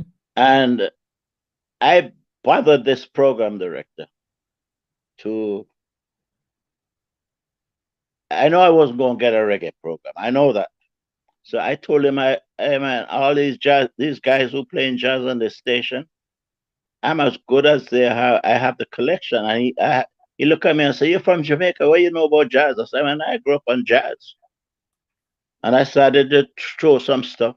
And then lo and behold, one day he called me and said, "I have a time slot." I think it was a Tuesday night or a Monday night. Tuesday night or Monday night. I don't remember. From 1 a.m. to 7:30 a.m. But you have to have a license. Do you have a license? I said, no. But Sydney White at that time, he and I used to live in the same building, and we used to play our jazz together. And he had a license because he was on a college station from upstate New York. So I said, "Sydney, I get this time slot. Would you be interested?" And he said, yes. That's how we started. Sydney White and I started on WPFW. Wow. And how I started reggae was after a couple of months, I said, "Sydney, I'm going to start playing reggae from 5 to 7:30. And so it go. And how it went, we are a public station. 3-4 times a year, we have to go on the air and we beg for money for 2-3 weeks, right? Right. And it has happened about 3 weeks after I started playing reggae. It was a membership drive, and I was scared as hell, but I wasn't going to change. I didn't even know if anybody was listening at that time because I didn't get much calls. Right. And when the drive started, the phone went off the hook. Wow. and I was raising money. The general manager called me about 7 o'clock and said, Tony, what are you playing? Why? Nobody wants to hear reggae this time of the morning, blah, blah, blah, blah. I said, well, I don't know. Because I've raised over $700. The station at that time between 12 midnight and 9 a.m. that never raised $100. Wow. From 1977 to 1980, they never raised $100. Wow. And I said, but I can't talk to you now. And I hung up because I said the phone is going off. 10 minutes after a Gregory program, the rector called me. I said, Tony, why are you playing reggae? We didn't agree to that. And he was a nice guy, and he and I had a good relationship. And I said, boy, I something may try, But I raised over $700 already. He said, you do what? I said, I raised over $700. I said, by the way, I can't talk to you, because the phone, I ring up the thing on with me when I station to answer the phone. And that's how reggae started on the station. Wow. But you know what? Let me ask you this though. Most of those supporters that were calling in and donating that money at that time, were they Jamaican and Caribbean people? Up to this day, 90% of the people who call and donate on my program are Americans. Wow. To this day. Wow. There are a few Jamaicans who are very conscious, love what I do, and they support. Wow. And I ask because, sometimes there's a misconception out there that yes, we know we don't buy the music, but we're also sometimes thinking that we're the only ones listening in. No. Times.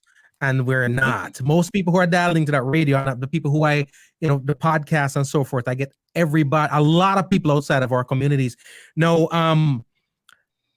I felt as I asked the question to people, what albums they, I split it into, and I said, what album do you think is going to win? What album do you want to win? For me, I thought that the Wailers album in this year's Grammys was the best in terms of a body of work put together. I agree. The Wailers. But very good album. That album probably is the least one that is known. But the quality of that album is outstanding. Amazing. Maxi Priest had one or two songs on it. Well, I'm gonna skip because you know how I feel about that. That's not a reggae album. Yeah, go skip. Yeah, I love what he does, but not a reggae album. So Sidela, don't get mad with me. Me no know you and you don't know me. I know your son, but me don't care. And Buju Banton. At one stage, I was hoping that Buju would have won. Was it for the music or was it for the legacy? G. Cole, let me tell you, the 4 or 5 albums that they nominated were not very strong albums. It was a very weak year. They were not very, well, no, to me too. Yeah. They were, but because I was supposed to do an interview with Toots. I got his album a little before it was released. So this person said, if I'll do would you like to interview Toots? I said, yeah, once I get the album. I got the album and I start playing, I think it's got a bit tough. And was waiting on this guy to call me back to say when we're going to do the album, because I told him I got the album and I've been playing. He said, yeah, no, I listened to it. They're out in the Midwest, so you don't know who's listening. But guess what? The next thing we know, he called me and said, Toots is in the hospital. So I never got the chance to interview Toots. So when Toots died, and I was talking to my insider that I talk to every year for the Grammy, they told me Toots is going to win. Right. She said, oops. The person told me, I like Skip. I like Skip a lot because that person, they have worked with the Marleys before. So they're into the Marleys. And I said, no, I don't like the album as a reggae album. It should not be nominated. I had a little argument about it. Mm-hmm. So she said, who you think would win? I said, right now I am leaning towards Buju. She said, I don't think Buju's going to win. I think Toots is going to win. Right. Who won? Toots did. Toots did. And, it's Toots. We all know Toots is a great artist. Right. He has done great work with some big-time American artists. But this was not one of his better. It was not. Album. But I'm glad he won. I'll be honest with you. For the legacy, for what it meant, and for the culture, yes. And that's the thing that I have is that it was not based on the merit of the body of work. It was based on the legacy and the love for the artist and the posthumous relation. You know what I mean? What he contributed to the culture. Here's my question with that though, Tony. Yes. Is that any different from when people said the Marleys, when people come at the Marleys and say the Marleys win because they're Marleys, which again, I totally disagree with. It's a show-in. That means we have qualifications now that have nothing to do with the music. And again, don't get me wrong, I'm a big Toots fan and I love Toots. Let me say this to a lot of people. I go to every one of Steve Marley and Ziggy Marley show when they come to the DC area. Everyone, I don't miss them. And I can tell you that, again, 95% of the crowd is Americans and Africans. Hardly any Jamaican in the house. Yep. And I always tell these numbskull Jamaican friends, go to a Stephen Marley show, go to a Ziggy Marley show, and listen, and you hear quality. Yep. They don't go. They don't go. They don't listen to these people music. Mm-hmm. But I tell you something. These Marley boys, when they put out a work, you might not hear their music being played on these so-called internet radio stations and so forth. Maybe not even in Jamaica, but they put out quality in every aspect. Quality work. Yeah. And go see them live. Musicality on stage, whether it be Junior Gang, who is some people would consider a dancehall artist, or Stephen Marley, who you would consider the roots reggae artist. You have Ziggy Marley, who they'd consider the crossover reggae artist, but it doesn't matter. Quality-wise, you can't question nothing that they do because it's always of ideal quality. And then I was having a conversation today with another extremely talented and vetted artist about the artists that do win, and something that a lot of people might not be aware of, but they focus a lot on the production quality, right? Because it's they're awarding sound quality here. And when it comes to production quality, mixing quality, mastering quality, you don't get any better than a Steve Marley production, a Steve Marley rendering. You know what I mean? So in every aspect of it, you can't fight it.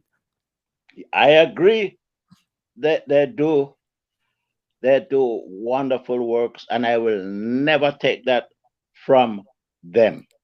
Especially Stephen. I think Stephen is a freaking he's a genius. Genius. He's a genius. And he's, to me, he's the most talented of all the Marleys that I've heard. I said that bar none. Everybody's got their own thing. Kimani, I rate him. He's a multi-talented guy, Gang. But Stephen Marley is Yoda. Yes, sir. I love Stephen Marley. Stevens Yoda, and the work that he puts out, you know, if for all, I don't think he's ever brought home a Grammy that he didn't deserve. Never. I'm not So gonna, that's why I'm not gonna get upset when the Marleys win. Once upon a time, when I was a little more immature, but the more I listen and pay attention to the work that they do, I stop. right. I say, Lord, these guys really and truly put out good work. And I'm telling you, you see the junior gang? Lord of mercy. If you ever see him come to your town, go see him. Make sure. He put on a quality show. From start to finish. Yes. You know, he's one of those artists that he's, and this is crazy when it comes to reggae and dancehall. He is so good in terms of delivery, in terms of the substance, in terms of how he does what he does, that oftentimes we forget that he's doing dancehall, you know, because a lot of times the dancehall, you know, we forget. We forget. And that is just true. The last time I saw him here, right? They had Sizzler on. Sizzler engineer should have been taken and down the road and shot. He did Sizzler a great disservice that night. You hear me? Come up, man. G. Cole, where you going? I am currently laughing, Tony Carr. No, but he did Sizzler a great disservice. So when it was, I was standing up in front of the mixing board. Beautiful, huge new establishment they have downtown. Right. And they developed DC. Man, DC has changed so much. Anyhow, I turn around and I saw a brother and he looked familiar. You remember the brother who did all of Bob Marley's album covers? Name slipped me. But it was his son. And he was doing the lighting. The name come up. And I said, who is the sound engineer? And he pointed at this little guy. And I called the guy down to me. I thought he was going to ignore me because these sound men think they're... Right. And he came. Never Garrick? Never Garrick. Give thanks, his DJ son Lance. his son was doing the lighting. And he pointed the DJ out to me. And the guy who was mixing the board. And I called the guy down and I said, listen, did you just see the disservice the sound man did to Sizzler? He smiled. He didn't say yes, he didn't say no, but you know, we are Jamaican. The way how him style me, know him agree with me, right? Yup. But he said to me, you don't have to worry. It's a completely different sound you'll hear. Right. And I'm telling you, the lighting, the sound, and Mr. Junior gang up on stage with them band. Oh my God, I was in heaven that night. Different thing. He's another one that has put on a level of showmanship that, you know, it's right now we're in the era of virtual, right? Courtesy of COVID-19. And, you know, as we saw with the Barrett show the other day. But I've always felt like since this thing started, there's one thing we're missing. We haven't been able to convey the feeling of the music virtually. We can convey the lighting and we can get the videography and everything right. But I feel like we have missed, you know, I feel like just like how we have a sound engineer different from a house engineer, different from the stage engineer to make sure that the house sounds good. Somebody needs to be focusing on that sound that's coming through. That Barrett Hammond concert is the only virtual show I've watched outside of a Junior Gong concert in Rotterdam that I felt like I was there. Mina, I disagree with you. Because when people start get excited about Barrett Hammond, and I'm talking about people who go to his show here every year. He does 2 nights every year. Right. Here in Washington. I MC his show. I've been MCing Barrett Hammond for about 16 years now. Mm-hmm. You understand? And as long as they want me to, may I get old, but as long as they want me to, I will introduce him on stage in Washington, D.C. He loves how he and his team love how I introduce them. Right. You got to work with these guys now. You got to talk to your stage manager. You got to get a feel of them. And then you got to know the crowd. Yes. And if you don't know the crowd, you can be a big flop. I don't talk a lot when I go on stage. Right. Because the show is not all about me. Right. It's about the artist. I'm hired to do a certain thing. And I try to do it as best as I can. But I was surprised how some people thought that Barrett. I said, no, Barrett is the same thing he does when he comes to Washington, D.C. And let me talk about Washington, D.C. That's where I live, right? I said, that's the same quality, high quality show that he does. And somebody told me, and I'm not going to call a name. Right. But somebody told me for that production we saw, Barry spent, I don't know if it's true, but they say Barry spent $60,000 on that production. Wouldn't surprise me. Believe them. And you know, it wouldn't him. Surprise me. There's a reason why it sound and looked the way it did, because there are people who do it and there are people who do it great. And when I say I've been to the last 3 Barrett shows here, including the birthday show, which was right up close and personal. And that show, though I was watching it on a TV, I felt no different from when I was right there at the Barrett show. You see, a lot of time some people focus on just the video, the optics. Some people focus on just the sound. They were able to capture every element of it. Big up to Luki Chung, because, you know, like I said, he's one of the best. And no wonder the budget is what it is. But yeah, Luki Chung is the one that did that produced that show. And the person who told me this is a highly, highly respected Jamaican musician. And that's all I will say. Yes, we're not going to further than that. No. The man tell me this in confidence, and that's it. Right. Oh, Lord. First of all, I'm going to let it all say a man. So nobody can get. No, but this person knows Barrett very well.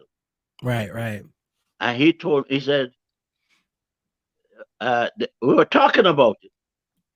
Because this person watched it.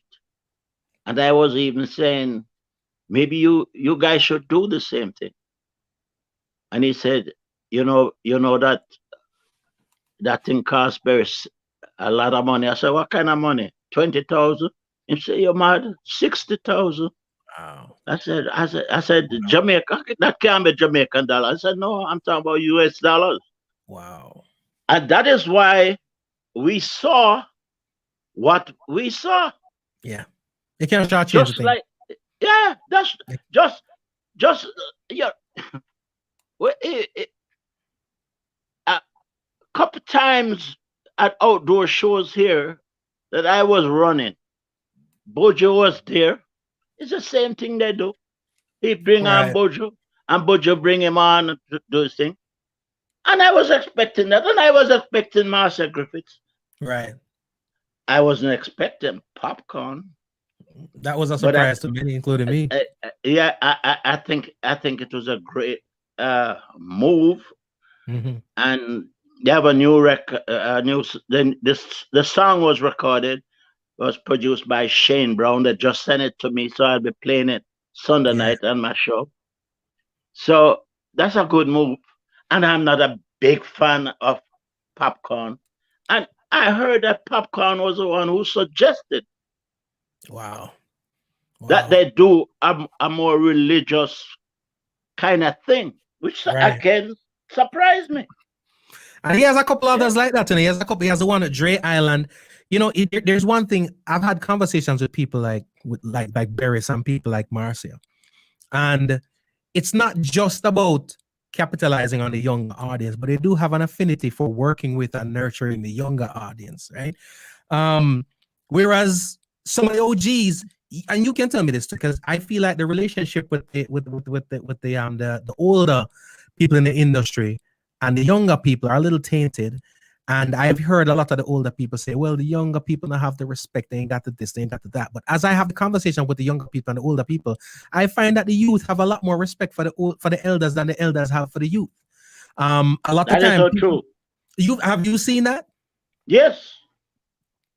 As the time goes by, and I try to check up as much as I can, because I'm not always around these artists, especially the last year. When they come to town, I like to talk to their backup singers. Right. Let me tell you what I did once, and I don't know if he's still mad. I was the operations manager for what was then the biggest club in the area, Crossroads Entertainment Complex. Right. That did 90% of any reggae show that came through, and every year. So we had Freddie McGregor one year, right? And like I said, I like to talk to the backup singers to see who they are. And I discovered one of the backup singers was Fiona. Right. That lived right down here in Fort Lauderdale. Who I think has one of the best voices for female in reggae music. That's my personal opinion. He's amazing. Okay. So I thought maybe Fiona gonna open up for Freddie.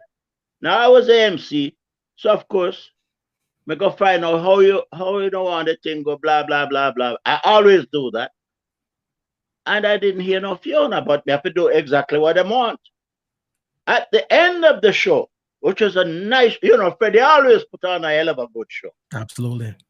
At the end of the show, me, don't care.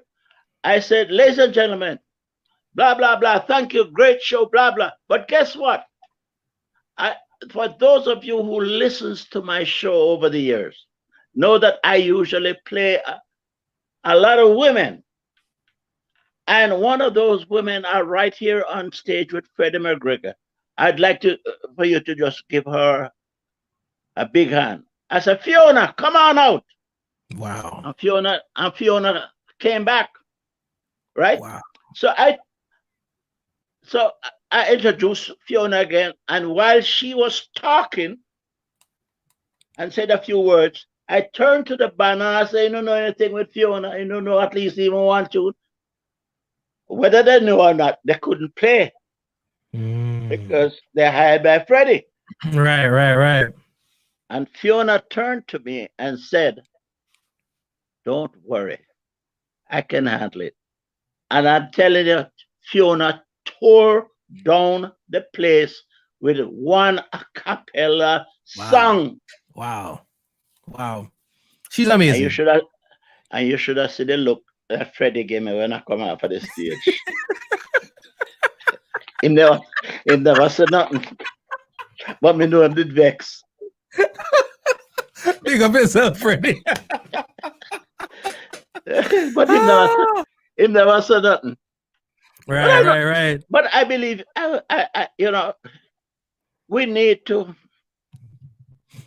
we have people like that. Yeah. That to tour with. Man, make them sing 3 songs, man. I always feel that way. Yeah. Make them sing 3 songs. It's not gonna hurt. I used to love. I don't know if you remember this. How long you're watching Barry Hammond? Barry used to let his 3 girls come out and sing. Mm-hmm. One after the other. The other one introduced the other one, the other one introduced the other one. May I tell you? He still does. Still does. But I haven't seen that in years now. Mm. But I used to. The last time he was here, I said, Freddie, Barris, because every year he and I sit down and talk before he goes on stage. Every year, except one of the 2 nights I didn't go because I was MC for that show the first night, and if it's not, I'm not working, I don't go around. I stay away. And so the next night I went. He said, "What happened to you last night? And who was that guy who MC'd last night?" I said, "Well, the promoter said, call me. I'm on my way here," and said, "This guy gonna MC the show." But for whatever reason, they didn't like that. I said, "You're gonna be here tomorrow night?" I said, "Yeah, I'll be here tomorrow. And I'm MCing tomorrow night." So, been doing various 16, 17 years. I've been. It's like I'm his personal MC when he comes to Washington. I love that. I love that. Yeah. Now, but the OGs, it's very important, that relationship between the veterans and the upcomers. And we see, I think that's the reason why the Romain Virgas of the world, the Chris Martins of the world, and even the Atanas of the world have succeeded the way they have and have done what they have. They have their talent, which is their own merit. Can't take that away from them. But because the people who were before them, they had a healthy relationship with those people. It's not about pulling anybody. It's about inspiring and nurturing and mentoring, so to speak. And you see it on those artists in their careers right now. And I do think that the industry itself is going to suffer a lot if we don't do a lot better of bridging the gap with that relationship between the older ones and the younger ones. When it comes to this whole Grammy thing, do you think again, politics aside, all the other stuff aside, do you think we're ever going to come across a time where, especially for reggae music, the merit of the work itself is going to be the major contributor to somebody taking home that award? Well, that's a difficult thing to say, but I have this to ask. Mm-hmm. Why we don't have our own award at Jamaica? Didn't we have something like that some years ago? We had a Jammy, which was it Jammies? They used to call it the Jammies, which I have a problem with that, the whole knockoff thing, But go ahead. Well, at least we were trying to honor ours, but we hear half of the artists them never turn up. And that's the thing. The artists weren't supportive of it. So if the artists are not going to support it, the sponsors not going to support it, the fans definitely not going to support it. So it's sometimes the unfortunate thing is this, and a lot of times when things go wrong and things don't work, people get paid a lot of money to identify what the piece is that's not working, right? You bring in the experts and they'll tell you pretty much, well, it's the axle. You know what I mean? We've checked it all out. It's the engine or whatever the case may be. But very rarely do we have situations where all the dynamics are faulty. You have the artists, which the award show is about, and they're the ones that complain that they don't get honored, they don't get respected, but they don't show. Yeah, they didn't show. And I've heard artists say, well, sometimes we're booked for another event and we get paid and the money go on, whatever the case may be, and that's cool. But if that be the case, then you can't complain, you can't gripe when you don't get the support you asking for. Everybody I fight for winning Grammy. G. Cole, let me ask you this. Mm-hmm. I've read sometimes where certain artists win a Grammy here in America, whether I listen to their music or not. And most of them I don't. Mm-hmm. And you hear that this record sales go up. Have you ever heard that about one of our Grammy winners, that the sales of their music go way up? Relatively, yes. I've spoken to artists and spoken to members of the industry who will say after most situations like those, whether it be the Grammy or any other high profile event, then their awareness is increased, and it goes even the Toots album. It got some streams increased when it won, but it's not sustained. It's not something that is sustained. Okay, because a lot of times, most of the people, for example, what you just said about Toots, people will get curious and say, Toots won, but me never hear Toots music yet. And them go listen. Right. But them not bite that them not bite. Nope. But they listen out of the curiosity just to be. I never hear Toots music. Who them do?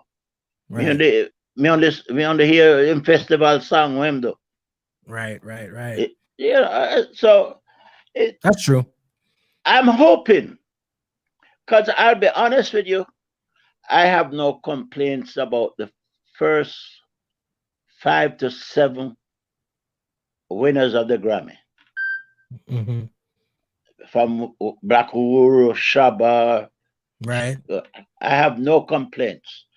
But today, my insider, right, tells me that the people who make the final decision have no clue. Yeah, I've heard that. I'm telling you what, this is somebody who used to be on the voting committee, who used to make the decision, and got pissed off and is no longer with these people. Right. It's a guy, the head of it is a guy, some young guy from Minnesota, someplace, who has never heard reggae music before. Right. So you're going to be the chairman and you're going to make a choice. And then you tell this person who has been in the music industry, who has been with reggae, who has worked with the Marleys, who has worked with a major record company owned by Jamaicans, let me put it that way, that they don't know that it now got away there. It have gone my way, and you never hear reggae. That is the judge. I don't know if it's. I don't think this was called a judge, but the chairman of whoever decide who wins the reggae. Right. The guy's from Minnesota. So he knows never heard nothing about the thing, but that's his job. No, but and again, I always wonder too, where's the ball dropped? Because our people who are truly interested in the culture listening to it from submission time, and then when it gets to the final 5 or so forth, then it's these people who know nothing about it, or is that what's getting from day one? Is it just a whole bunch of people who know nothing about it from the day of entry? None of them. The thing is, the Grammy should have. I heard your guest saying it earlier. They should have a dancehall, one for dancehall, right, and one for reggae. Just like how my show is a reggae show. That's why my show is called "This Is Reggae Music." This is not, and that is what I play. I play reggae music. Is it really? Because you see that where they've been trying to split the two for a long time, to say, okay, reggae is not dancehall, dancehall is not reggae. They should be two separate genres, so to speak. But I've oftentimes wondered if people really want that, because once that separation comes and we realize who really spend the money and which categories, because dancehall generate a lot, but the longevity situation generate a lot of what? A lot of interest. So dancehall generates a lot of interest amongst the youth. Whenever dancehall artists go out, they do get they sell tunes. But the thing about it is that the difference with the dancehall artists is the dancehall artists, whenever they release something, streams are up through the roof for a very short period of time because it's not longevity music, right? No. Versus most reggae music will be selling at the same level. Market level wasn't high for a morning, right? It's not like it's selling a lot, but it's selling a year later, 2 years later. Somebody's still buying, somebody's still picking up that Etana album, that Romeo and Virgo album. But you drop that dancehall album on Monday, it spikes because they do have a little bit of an audience. But on Friday, it's done because the audience, the base is not enough to sustain it. And that so do they really want them to split it up?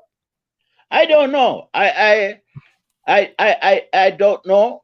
Deep down in my heart, it would be nice. But like I said, Grammy is not ours. Right. When I say ours, I mean it's not a Jamaican award. It's an American award. We are basically guests. We need to, if we really need to really honor our artists, we need to do something in Jamaica. But it's about worth and financial viability, because I spoke to actually one of the R&B artists, right? Sat down with a huge R&B artist, just reasoning. And what they mentioned is on their way up, right? Artists, I guess, would have been considered near soul, but they crossed over. On their way up, the major benefit to them of winning the Grammy was when it was time for them to tour, get paid to do a show, a venue, whatever event. It's a different asking fee when you say the Grammy Award winning versus just such and such. But I'm still wondering if that crosses over into the reggae thing. So when the reggae artist shows up at the venue, does he get any more money because he's the Grammy Award winning? Can I say this? Mm-hmm. Name me one artist today, one reggae artist, with the exception of Sean Paul and Shaggy, with the exception of those two. Because me not believe them I really make music for me. Them I make music for the world. Right. But name me another any other artist or group that can get the fee that Barrett can get. None of them. None of them. Nah.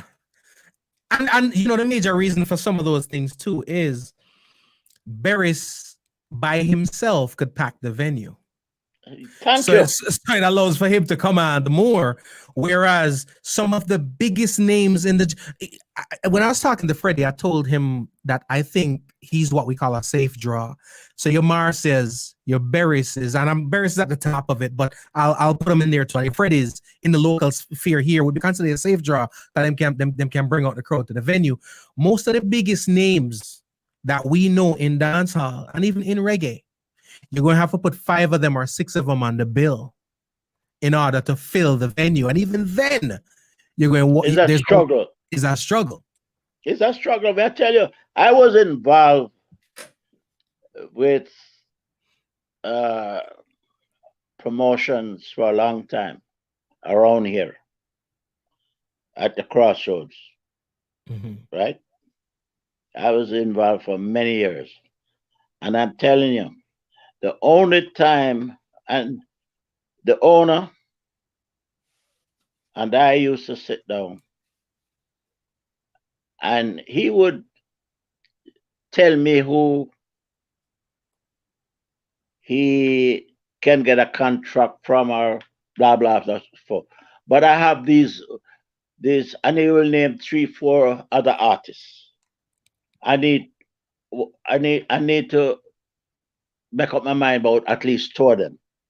That's when usually I come in, right? Because we know every year is Buju going to be there. We know that Barrett's going to be there. So when Beanie Man was Beanie Man, we know Beanie Man was going to be there, right? And I would give him my take on which 2 artists I think. And he would ask me why. And I learned something from him. He said, well, do you know why I do certain shows inside the club on a Friday night or a Saturday night or on a Sunday afternoon I will do certain artists outside because he had an area where he could do. And I said, no. And he told me, I'm not going to call any of those artists because they're well known. Right. But I was shocked that this guy knew so much how to place artists. Not everybody that is a big name will stop his gonna enhance his business on a Friday night. Right, right. Or a Saturday night. One of the artists that used to fool this place every time he came here was Sanchez. Yeah. Sanchez back in Jamaica now. I don't know if he can he travel? I don't think so. I don't think so neither. But he was one of the few artists that could fool this place. We couldn't put Barrett inside anymore, so we had to put him out. That's how that outdoor thing started.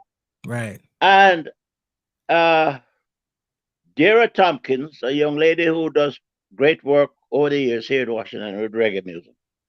She at one time used to run the Howard Theater. Well, not run the Howard Theater, but she used to run the reggae shows.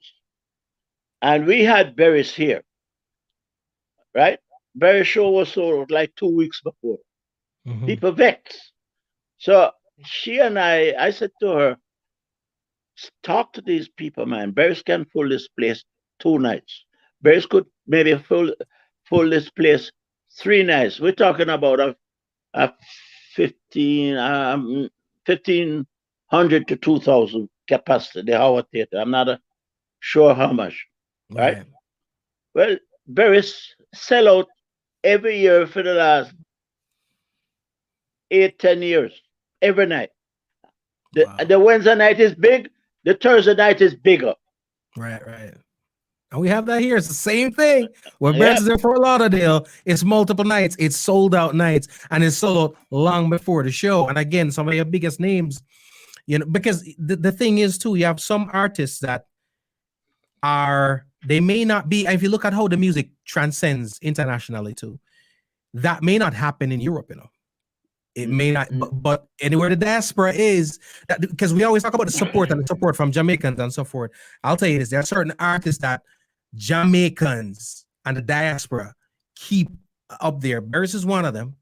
Barrett, anywhere the diaspora is, whether it be London, whether it be Toronto, whether it be New York, whether it be DC, whether it be Miami, you know what I mean?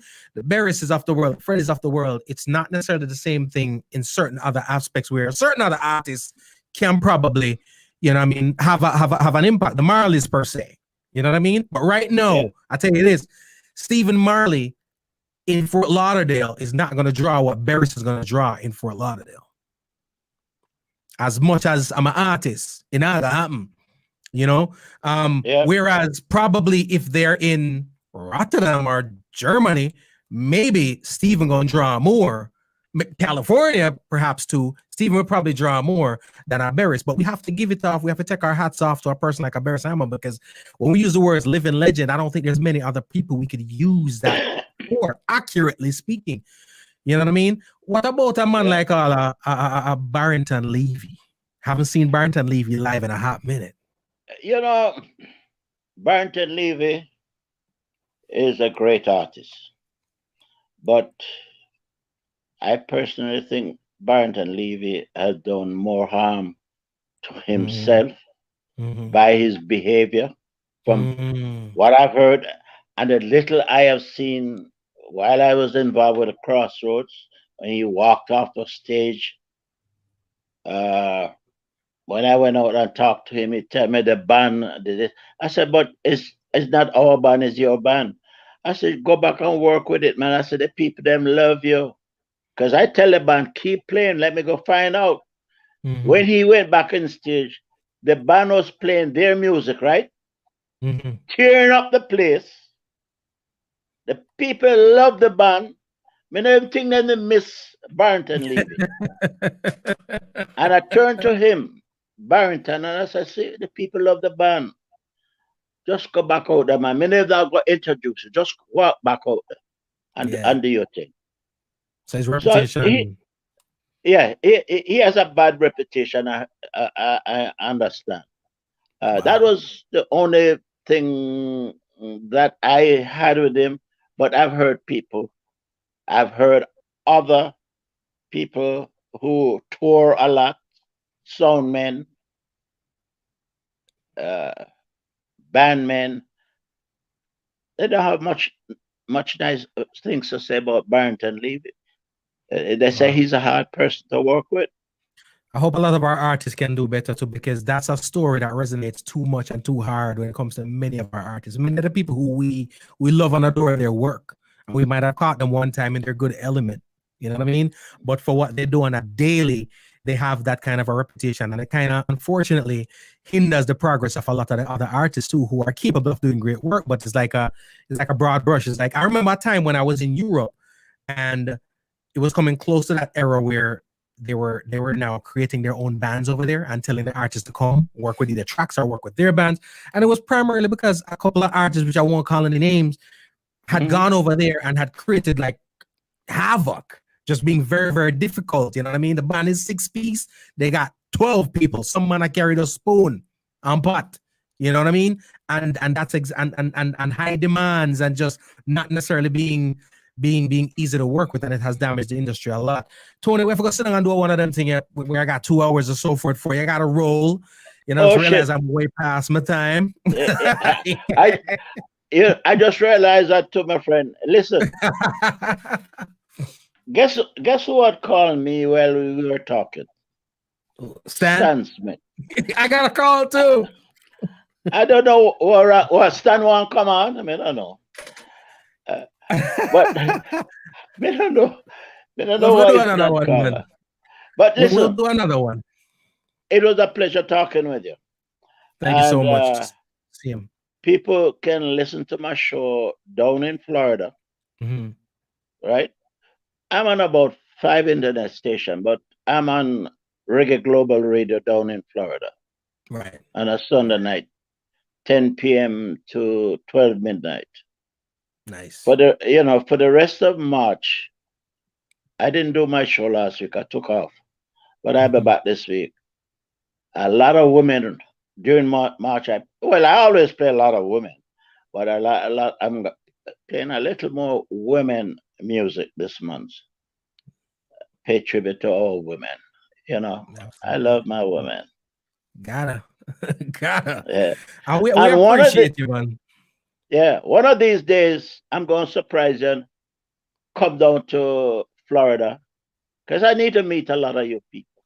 Come through. I need to meet Marlon Bowell. I need, I like Marlon. I need to meet Steve, that crazy one. You know who I'm talking about? Rockwell. Rockwell is something else, boy. You know, I need to meet Mitch McLean. Mitch, large of yourself. Bang, bang, bang. There's another lady down there I want to meet, but I'm not going to call her name. Cool, man. And then, of course, I want to meet the people who run Jonah Marie, Dr. Cunningham, Alan Cunningham. You know that man? I do. Dr. Alan, I want to meet him. If nobody else, I want to meet him. So one day I'm gonna. By the way, how is the COVID thing down there now with your crazy governor? Well, you know, Florida is that state where if it's gonna go up in flames, it's us. So it's a whole. It's what it is. So you can still come through. You just gotta protect you, because the people out there are not doing it. You know. So by the way, this Saturday, I'm going to get my first vaccine. So, folks, wow, get your vaccine, wear your mask, and just be safe. Yes, one doesn't substitute the other. You gotta still do what you gotta do for everything. Wear your mask, social distance. All right. And as I always say, walk good, everybody. Appreciate you. Give them the social media, so they can keep up with you also. Okay. I'm not into Twitter. The only social media I'm on is Facebook. I mean, I'm sorry, Facebook. That's the only one. Yo. And it's just Tony Carr. Yeah, it's just Tony Carr. And I don't hide my phone number. Mm-hmm. I've had the same number since the 90s. 301-404-7722. I've had the same email since 20 odd years.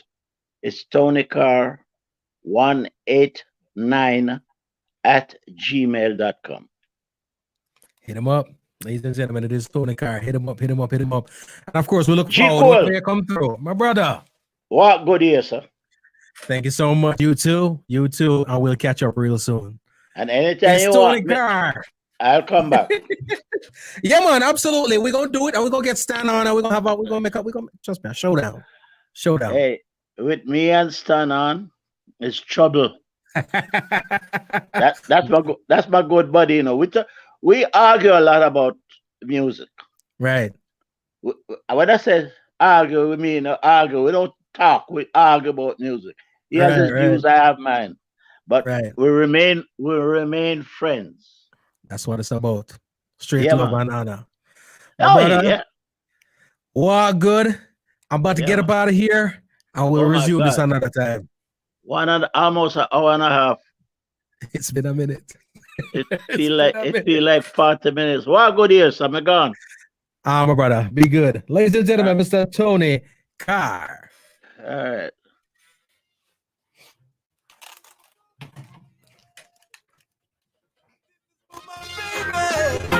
I love the way that you move.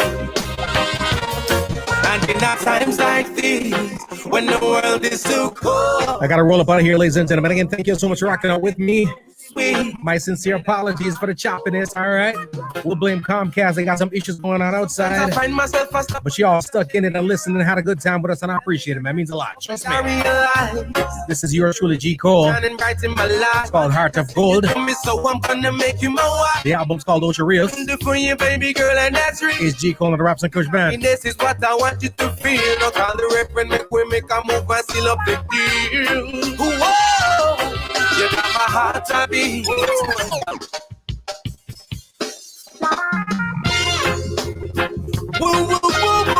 Yeah. Large up David, large up Mitch, large up Red Fox, Clementine, Julianne, DJ Lance. And in times like these, my guests, Ralston, Barrett, Tony Carr, Ed Robinson. You got a lip so large of myself, John Marie. Yes, man.